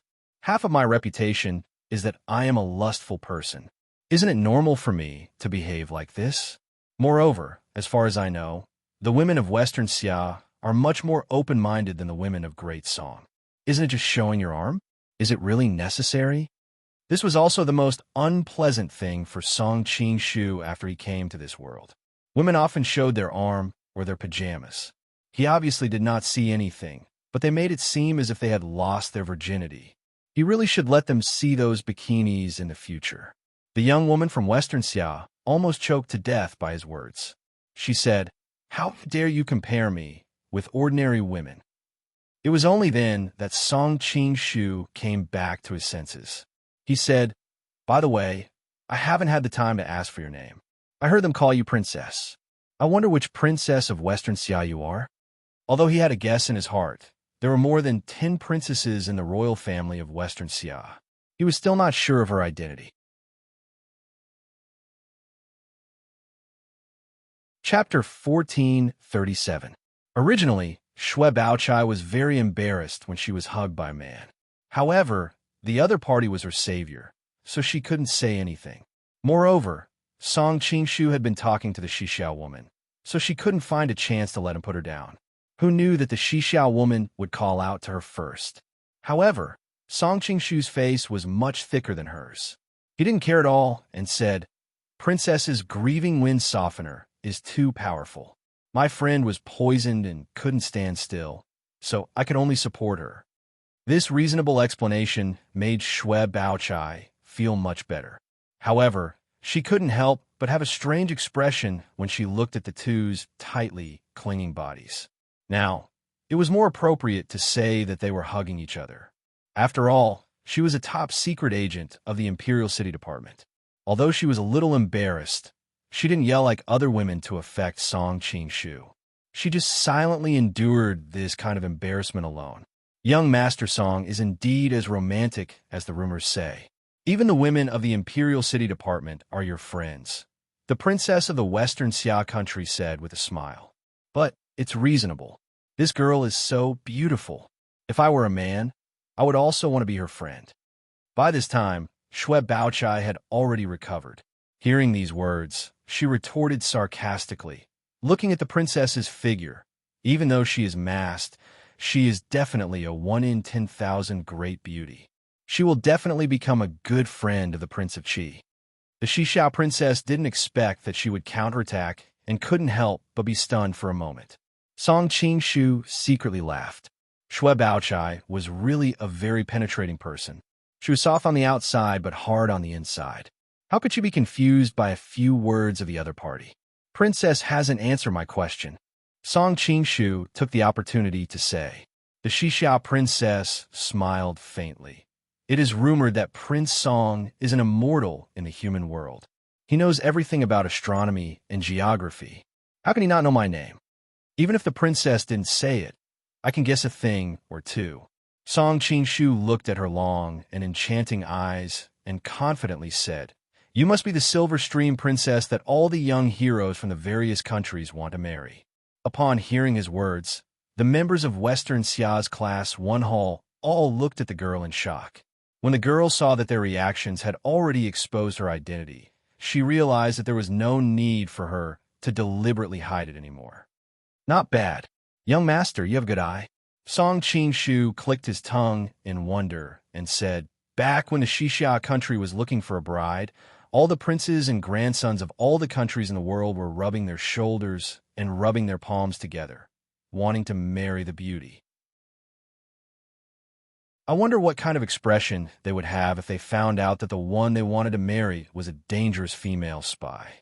The Silver Stream Princess was naturally the Menggu that Shuju yearned for day and night in the original work.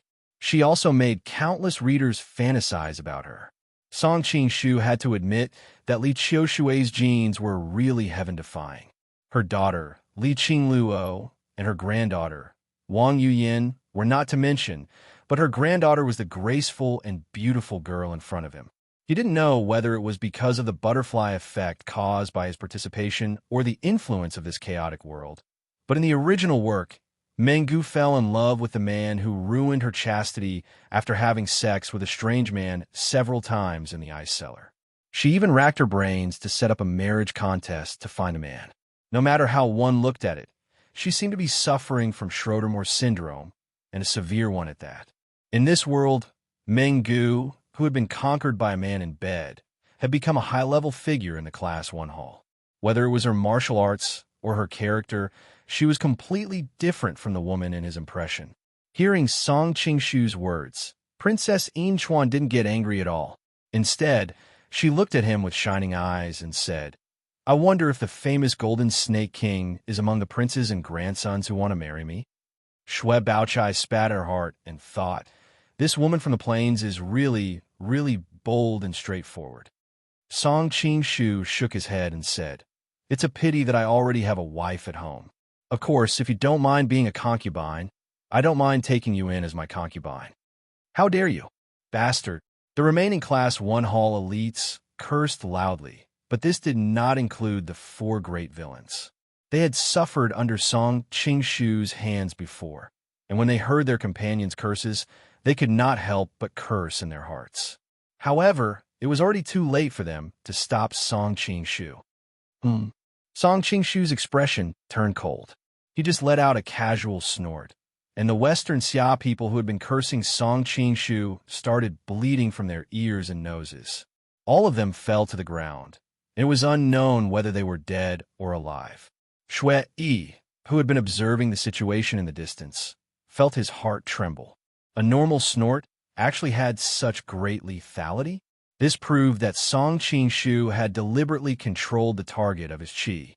Hence, even though the Western Xia people who were cursing Song Qing-shu were heavily injured, the people beside them were not affected at all. Princess Inchuan glanced at her subordinates, whose life and death were unknown. She frowned slightly, but did not say anything. "Princess, you won't blame me, right?" Song Qing-shu said with a faint smile. Princess Inchuan's voice was very cold. She said, "You don't have good judgment. You shouldn't have interrupted when you shouldn't have. You deserve to die." "Princess, you are indeed reasonable," Song Qing-shu said with a smile. "Well, I have wasted so much time with you. Give me the antidote." After saying that, he stretched out his hand in front of her as if it was a very natural thing to do. Princess Chuan did not take out the antidote. Instead, she smiled faintly and said, "If it is to save your friend, I will naturally do it. However, are these secret agents of the Imperial Department also your friend?" Song Qing-shu looked at the Shui people and shook his head slowly. He said, "Not only are they not friends, but they're also enemies to some extent. Not to mention that the Shui people wanted to compete with him. The Shui family was a loyal ally of Jia Sherdao, which meant that they were not on the same side. If that is the case, then let me help you get rid of these enemies," Princess Inchuan said with a smile, but the content of her words was extremely cruel. Song Qing-shu continued to shake his head.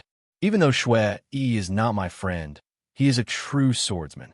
If he dies on the battlefield or in a fair duel, I will not say a single word. However, dying at the hands of vile people after being plotted against and poisoned is not the ending a true swordsman should have." Shui people raised his eyebrows. He actually did not expect that Song Qing-shu would save him. After all, the two of them were not friends, and they had a grudge against each other. However, when he heard what Song Qing-shu said, he suddenly felt like a close friend. Song Qing-shu then looked at Shui Baochai, who was in his arms. He said, "Moreover, I have been friends with Miss Shui for a long time. How could I let her fall into the hands of the alien race and be humiliated?" Shui Baochai was the top secret agent trained by the Imperial City Department. She usually presented herself as a lady from a rich family. Not only was she gentle and graceful, but she was also very knowledgeable. She was the dream lover of many princes. Because of this relationship, she could find out some secrets of the big families that were not known to outsiders. Sometimes she did not know which side was the real her, the well-educated and polite lady from the Shui family, or the cold secret agent of the Imperial City. Because she had been pretending for so long, once she returned to being a secret agent, she would become cold and ruthless. But when she heard Song Qing-shu say that he had been with her for a long time, she didn't know why, but she seemed to have become the Miss Shui from a respectable family again. Her heart pounded. "I've only met him twice, and we haven't spoken more than 3 words. Why would she could not help but have such a reaction?" Now, all kinds of legends about Song Qing-shu had been spread all over the streets, and sometimes even sounded like fairy tales. He was not only handsome, but also highly skilled in martial arts. Moreover, he was the Prince of Qi, who was second only to the Emperor. For ordinary women, he had too many dreamy halos and was like a male god. Fortunately, Shui Baochai was born into a rich family and had a firm mind. If it were an ordinary woman, she would have taken the initiative to throw herself into his arms.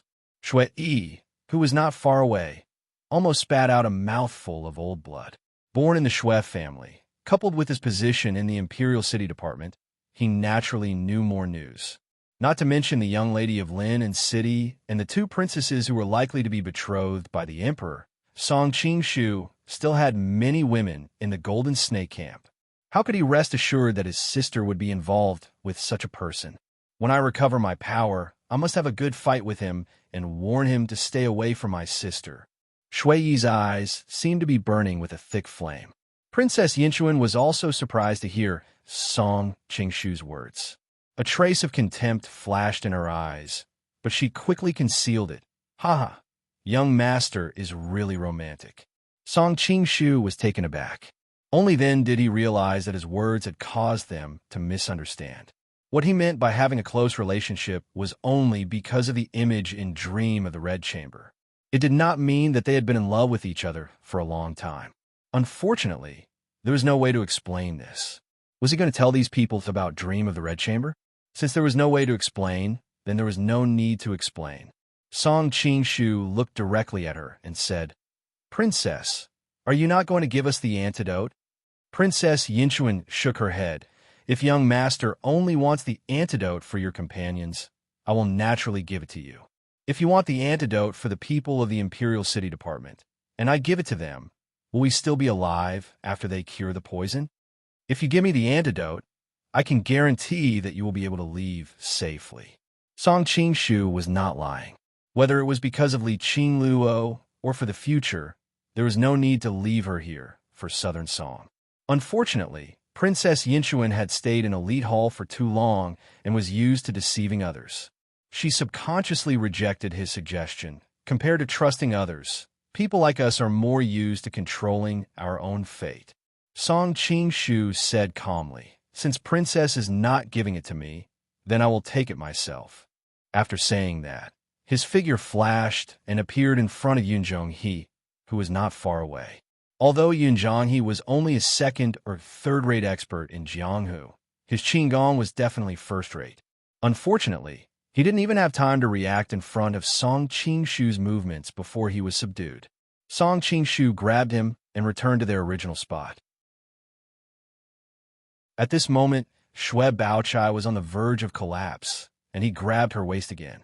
All of this happened in a flash. The Xixia people did not have time to react, and Yunzhong, he was already kneeling in front of Song Qingshu. "Give me the antidote." Song Qingshu naturally did not need to be polite to a perverted thief like Yunzhong He.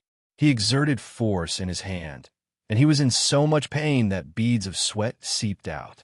"No, no." Some time ago, the princess reorganized Class 1 Hall and took control of Sorrowful Wind Softener and Dispel Medicine. Cloud Crane could not hold back his pain, and he told Happy everything like he was spilling beans from a bamboo tube.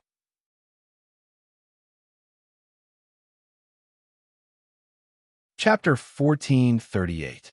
Song Qingshu was startled, and then he could not help laughing. "You are confident." Princess Yinchuan replied indifferently. "How can I take charge of the first hall if I am not confident?" Song Qingshu was puzzled. "But you are obviously no match for me." Princess Yinchuan pursed her lips and smiled. "So we need to change the method of competition. You are a famous hero, so you can't bully a nameless girl like me, right?" "A nameless girl." Song Qingshu pointed to the secret agents of the Imperial City Department. "I'm afraid they don't think so. They are them, and you're not my young master. They can't even compare to a finger of yours. In front of them, I may be a she-devil, but in front of you, I am just an ordinary girl." "This is not contradictory," Princess Yinchuan said lightly. Song Qingshu nodded. "Although I know you are deliberately flattering me, I have always been a person who has tender and protective feelings for the fairer sex. Tell me, how do you want to compete? As long as it is not too much, I can consider it." Now that the Southern Song dynasty was preparing for a northern expedition, the Jin Kingdom would be the first to bear the brunt. If the Southern Song dynasty sent another army from Sichuan to attack the Jin Kingdom, they would be exhausted. So he let the Xixia princess go, and it would be good for her to help control Sichuan. "I heard that you are the #1 expert in the world. I am definitely no match for you in a serious competition, so..." Princess Yinchuan took out a small porcelain bottle from her waist. "This is the antidote for the Sorrowful Wind softening poison. Now I will put it here." As she spoke, she placed the small porcelain bottle into the pocket in front of her chest. She then pursed her lips and smiled. "If young master can obtain the antidote without touching my body, I will concede defeat. If you can't, or if you touch my body, then it will be considered as young master's loss, and you must let us leave safely. How about it?" Looking at her towering breasts, Xue Baochai could not help but scold. "Shameless. You put in that place. How can you get the porcelain bottle without touching it?" Princess Yinchuan turned around, and her eyes were like crescent moons. Miss Shui, are you jealous? Shui Baochai blushed and spat. Why would I be jealous? I just can't stand you deliberately making things difficult for others. Since she's not jealous, it's obvious that she feels sorry for young Master Song. Princess Yinchuan looked at the two of them with a smile that was not a smile. This matter is naturally impossible for ordinary people, but for a man like young Master Song who constantly creates miracles, it's probably nothing. Song Qing couldn't help but laugh. Princess, you don't have to flatter me. What #1 expert in the world? You just putting me on fire. If this gets out, who knows how many people will come looking for trouble with me. Princess Yinchuan said, I am not considered enough, but in Princess Ui. Song Qing sneered inwardly. This woman has a honeyed mouth and a dagger in her heart. 8 out of 10 words coming out of her mouth are probably false. Princess, have you ever thought about this? You're such an outstanding beauty, and you're carrying the antidote in front of your chest. If you accidentally touch something that you shouldn't touch, even if I lose, I'll still win. And even if you win, you'll still lose, Song Qing said lightly. Princess Yinchuan did not take it seriously. Young Master should know about the marriage selection in Xixia. Although it has been temporarily delayed because of the Mongolian expedition to the west, it will be held again sooner or later. Moreover, the Mongolian 5th prince has already announced that he is determined to marry me, and the princes and grandsons of other countries also want to marry me. If they know that you have disrespected me, you will become the target of public criticism. Young Master is so smart, you will not make such a mistake. Song Qing was startled. He couldn't help but give a thumbs up. Princess is really far-sighted. You have taken all these into consideration. No wonder you dared to bet with me in Wuji.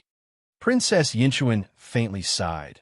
I have heard that Prince of Qi, Song Qing is a hero who has dominated the world. It's a pity that you have made all kinds of excuses today. It's really unheroic.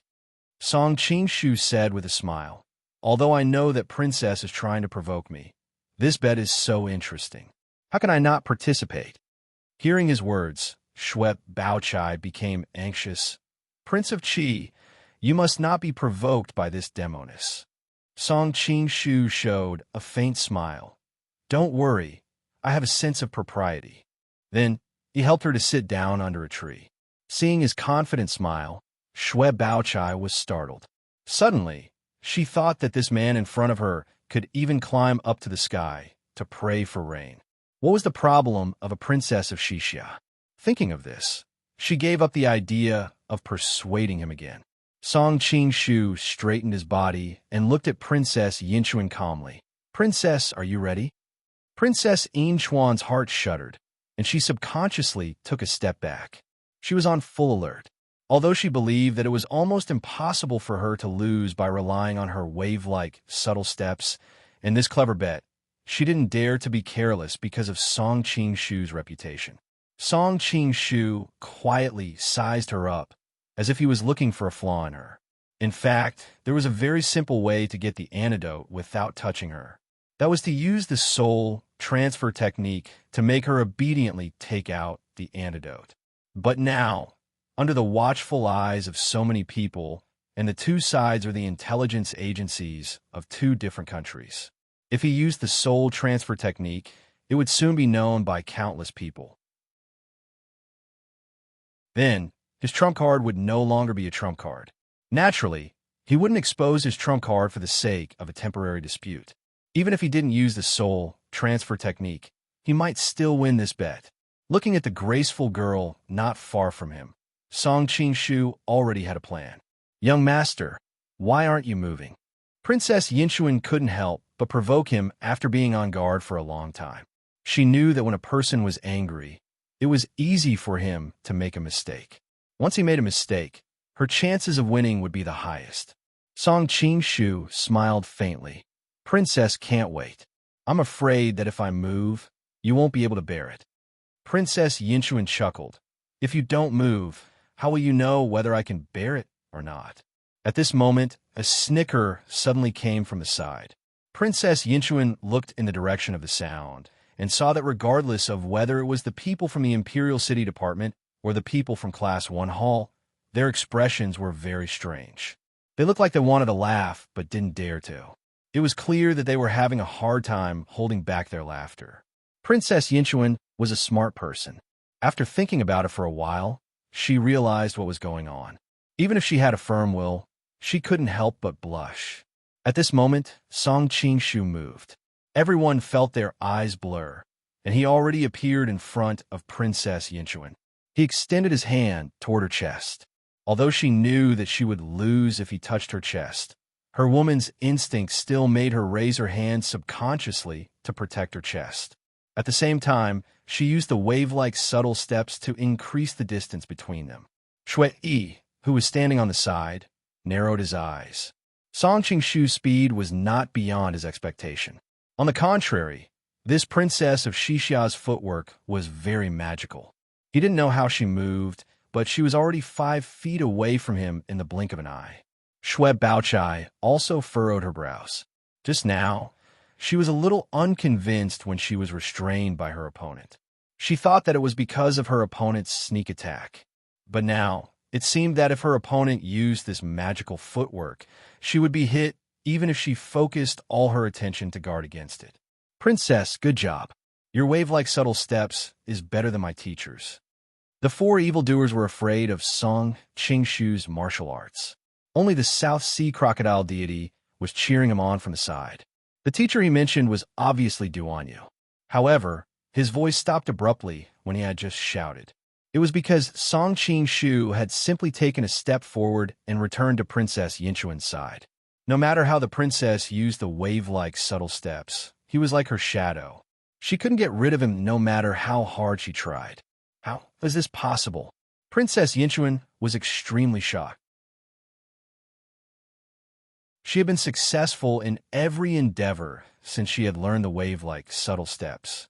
She felt that this was the most magical lightness skill in the world.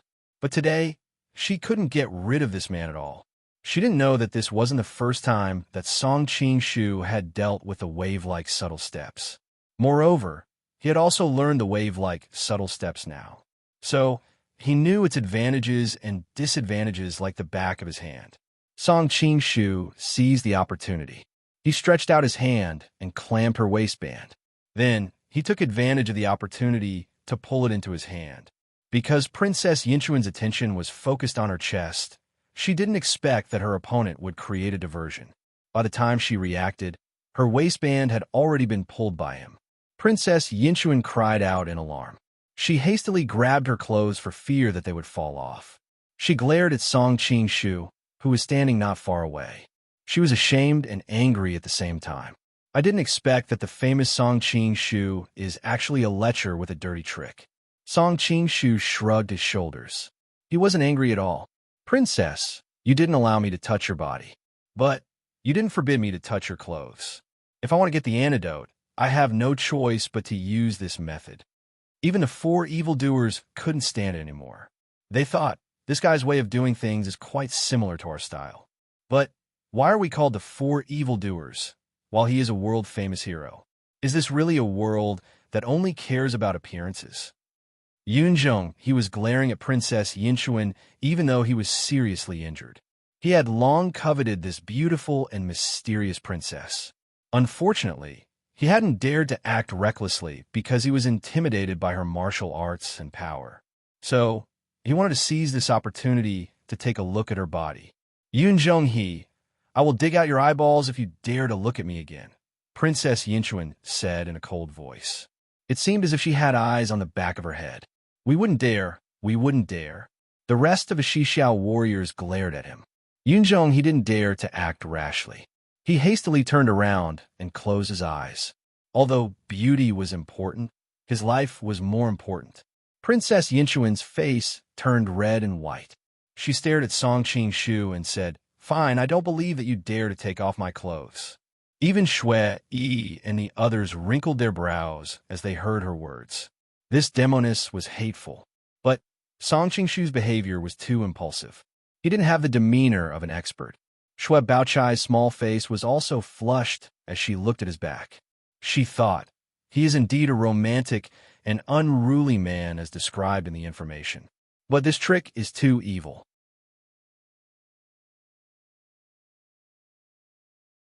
Chapter 1439. Princess Inchuan had a strange look on her face. Why did his words sound so awkward? What did he mean by not knowing how to do it in front of so many people? Did he know how to do it in private? I hope Gongzi is not a despicable person who goes back on his words. She had no other choice but to believe him. However, because her belt was torn off, although her dress didn't fall down, Princess Inchuan was still worried. She clutched her dress tightly in front of her chest. She thought that she was no match for him in terms of martial arts. Now that she couldn't even get rid of him using wave-like, subtle steps, it didn't make much difference whether she defended or not. It was better to protect her chest with both hands. No matter how powerful his martial arts were, it was almost impossible for him to take out the antidote without touching her. "Princess, are you ready? Then I'm coming again." Song Qing-shu smiled mischievously. Princess Inchuan's face turned red, and she couldn't help but spit. Shameless, however, she didn't dare to let down her guard. She was distracted just now, and her belt was instantly untied. If she was distracted again, she was worried that her clothes would be torn off. Song Qing-shu came to her side as fast as lightning. She didn't even see him clearly before she felt a pain in her wrist. When she realized, her hands were tied behind her back with her belt. "You broke the rules." Princess Inchuan had been taught by the old princess since she was a child, so she was very confident in her martial arts. But this time, she didn't expect that she couldn't resist at all in front of Song Qing-shu.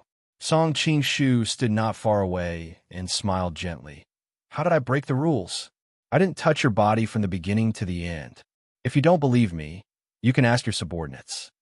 Duan Yanqing and others blushed and lowered their heads. They were too embarrassed to say that they didn't see his movements clearly just now. In fact, Princess Inchuan knew that he didn't touch her. She just shouted subconsciously. Now that she came back to her senses, she couldn't help but say angrily, "So what if you tie my hands? If you have the ability, take out the antidote without touching me." As she spoke, she puffed out her chest provocatively. Earlier on, she had purposely hidden the antidote in the most private part of her body and had even used. It was stuck there. Even if she used her hands to search for it, she might not be able to take it out in a short period of time. What kind of ability did she have to take it out? Song Qing-shu rubbed his chin. Her shrewish look was indeed a little tricky, but he had already thought of a solution.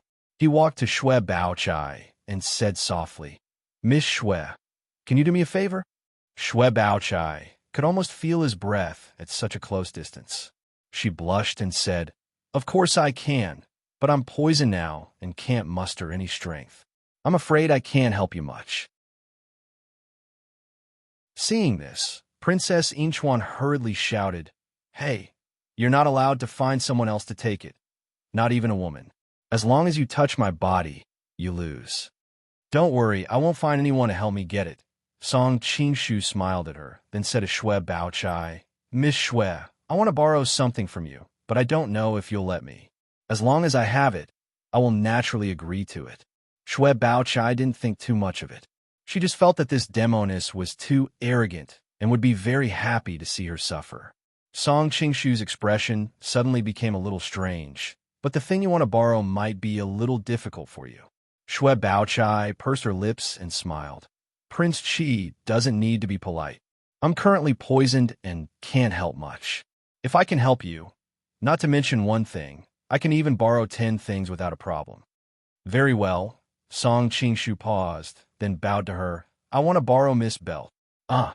Xue Baochai's smile instantly froze on her face. She didn't expect that the other would want to borrow such a thing. This was a woman's private thing. How could she give it to a man? But she had spoken too confidently and didn't know how to refuse, her pretty face turning red. "Song." Seeing that he was being rude to his precious little sister, he couldn't help but have a frosty expression, his eyes full of anger. If not for the fact that he was poisoned, he would have already raised his sword and attacked. Princess Inchuan was also startled, then laughed. As expected, hearing about someone is not as good as meeting them in person. Prince Song is truly a romantic.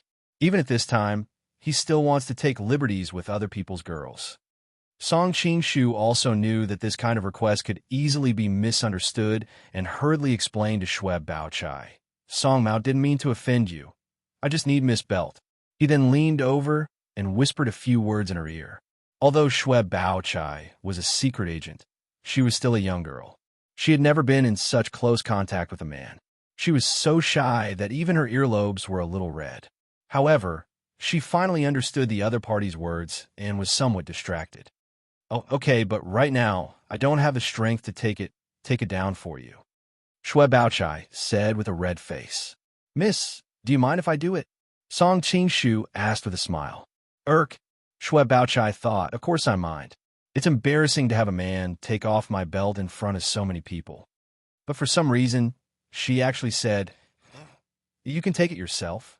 Once she said that, regardless of whether it was the people from the Imperial City Department or Class 1 Hall, they were all stunned. The people from the Imperial City Department thought, is this still the usual cold leader?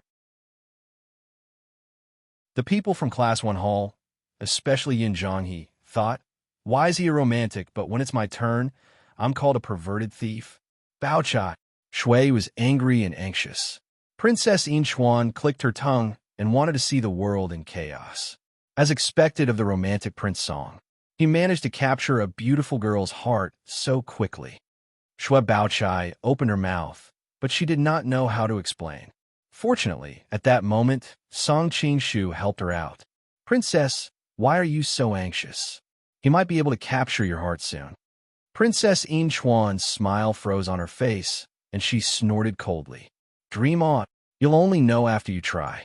Song Qingshu smiled and put his hand on Shweb Baochai's belt. Miss Shweb, please excuse me. Shweb Baochai did not know how to answer him. Should she excuse him or not? She did not know how to answer him, so she turned around and pretended that she did not see anything. Song Qingshu's hand was very gentle. He gently untied the bow on her belt and slowly pulled it out. Shweb Baochai was, after all, a girl, and she had imagined many romantic scenes in the past. In fact, she even imagined her husband taking off her belt on their wedding night. But she did not expect that the first time her belt was taken off by a man would be in this kind of situation. Noticing that Shweb Baochai's crystal-clear cheeks were stained with a layer of blush, and her eyelashes were also trembling slightly, Song Qingshu secretly sighed. She was indeed a shy and pure girl. When the belt was taken off, it was still warm, and there seemed to be a faint fragrance. Song Qingshu hurriedly gathered his thoughts and stood up. He smiled at Princess Yin Chuan and said, Princess, I'm coming. You must not fall in love with me. Princess Yin Chuan curled her lips, and her expression was very disdainful. Delusional confidence. Song Qingshu did not say anything else, and slowly walked toward her. He walked very slowly, and there seemed to be a unique rhythm when his feet landed on the ground. Princess Yin Chuan did not take it seriously at first, but she gradually panicked. If you touch me, you will lose. You don't need to remind me. I won't touch you. As soon as Song Qingshu's voice fell, the belt in his hand seemed to turn into a silver snake and instantly wrapped around her legs. Princess Yin Chuan did not know what was going on, and Song Qingshu had already jumped over a tree branch with the belt in his hand. She suddenly felt dizzy. Princess Yin Chuan finally reacted and found that she was hanging upside down in the air, and her whole body was swaying slightly. Song Qingshu, you bastard. Song Qingshu smiled and said, hitting is a sign of affection, and scolding is a sign of love. Princess, have you already fallen a little?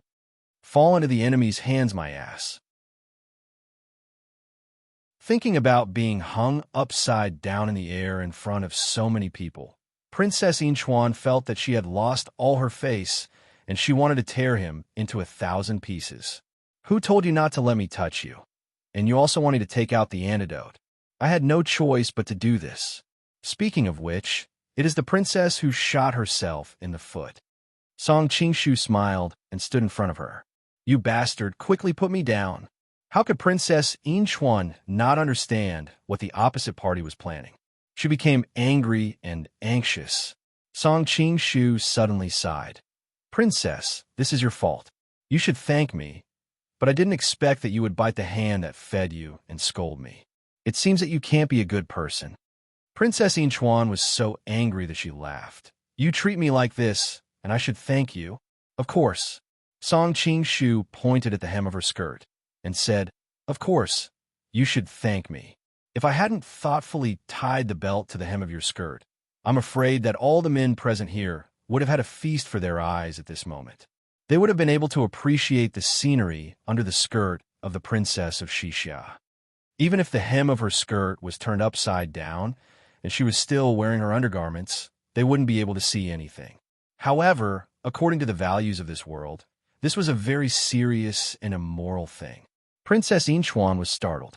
She reacted at this moment. Her current posture. She couldn't help but shudder when she thought of the scene where the hem of her skirt was turned upside down. She felt a little grateful to the opposite party for a moment. But she quickly came back to her senses. All of this was caused by him. So, how could she express her gratitude? Why hasn't the antidote come out yet? Song Qing-shu was startled. It was obviously different from what he had expected. Princess Inchuan came back to her senses and said with a complacent smile, "Humph, this princess has hidden it very well. Your wishful thinking has failed. No matter how tight your posture is, how tight can it be?" Song Qing-shu smiled and casually flicked his sleeve. Princess Inchuan felt a gentle push coming from her body, and her whole body started to sway in the air involuntarily. "What are you doing?" Princess Inchuan panicked a little. Being hung upside down was already very uncomfortable, but being swung around like this made her feel dizzy, and she was seeing stars. "Since you have hidden it so well, of course, I'm going to shake out the antidote," Song Qing-shu said in a matter-of-fact manner. Princess Inchuan was angry and anxious. She hurriedly scolded Duan Yanqing and the others at the side. "What are you doing there? Quickly come and save me."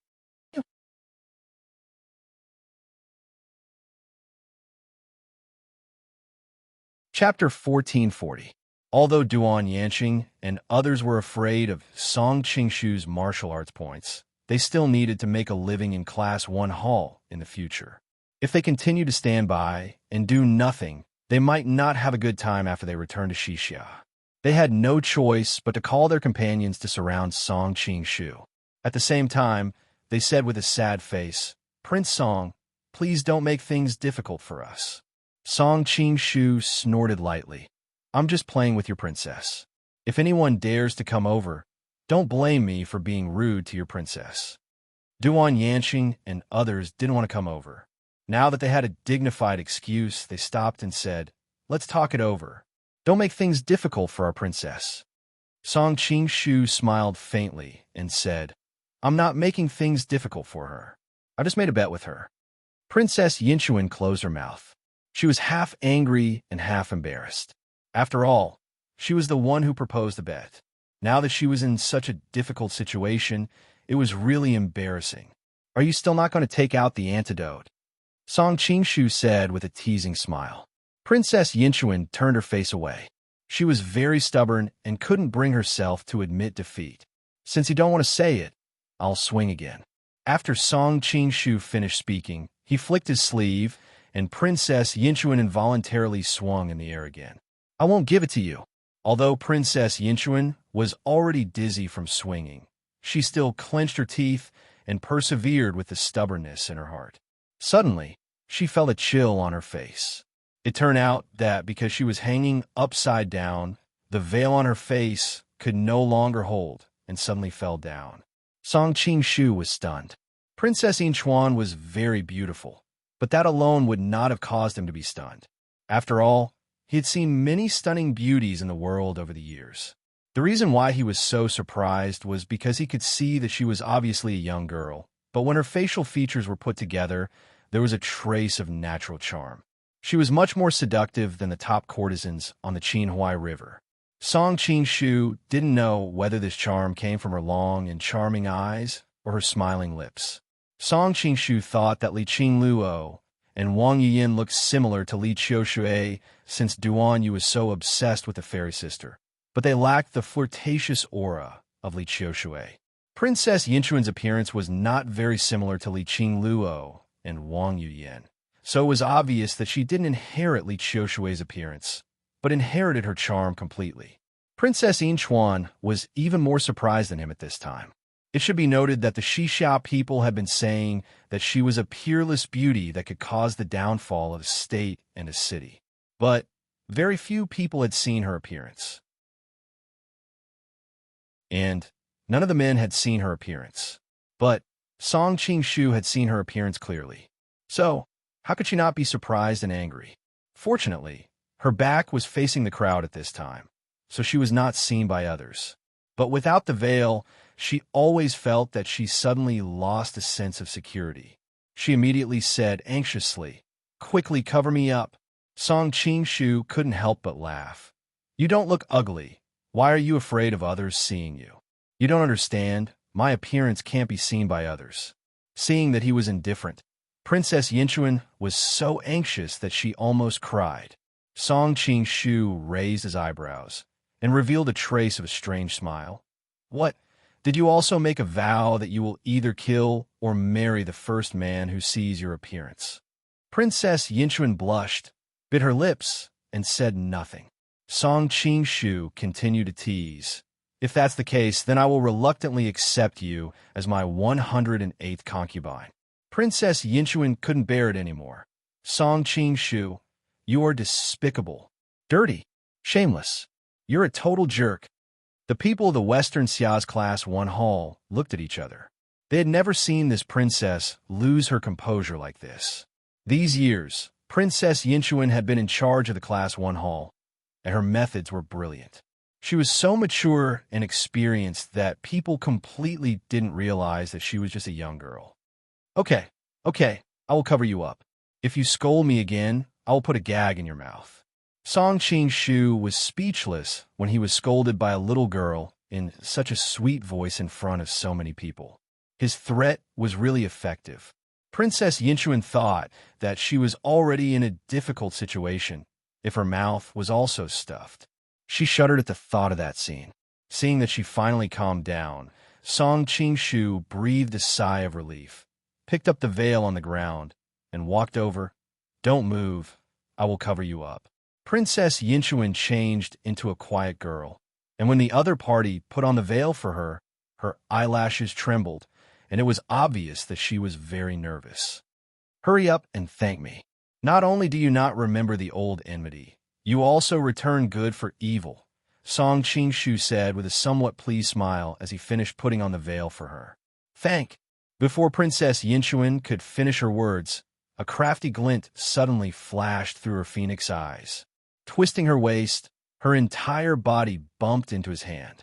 When he saw the strange glint in her eyes, Song Qingshu realized that something was wrong. Unfortunately, he was one step too late. He was in the middle of putting on the veil for her, and his hand was too close to her face.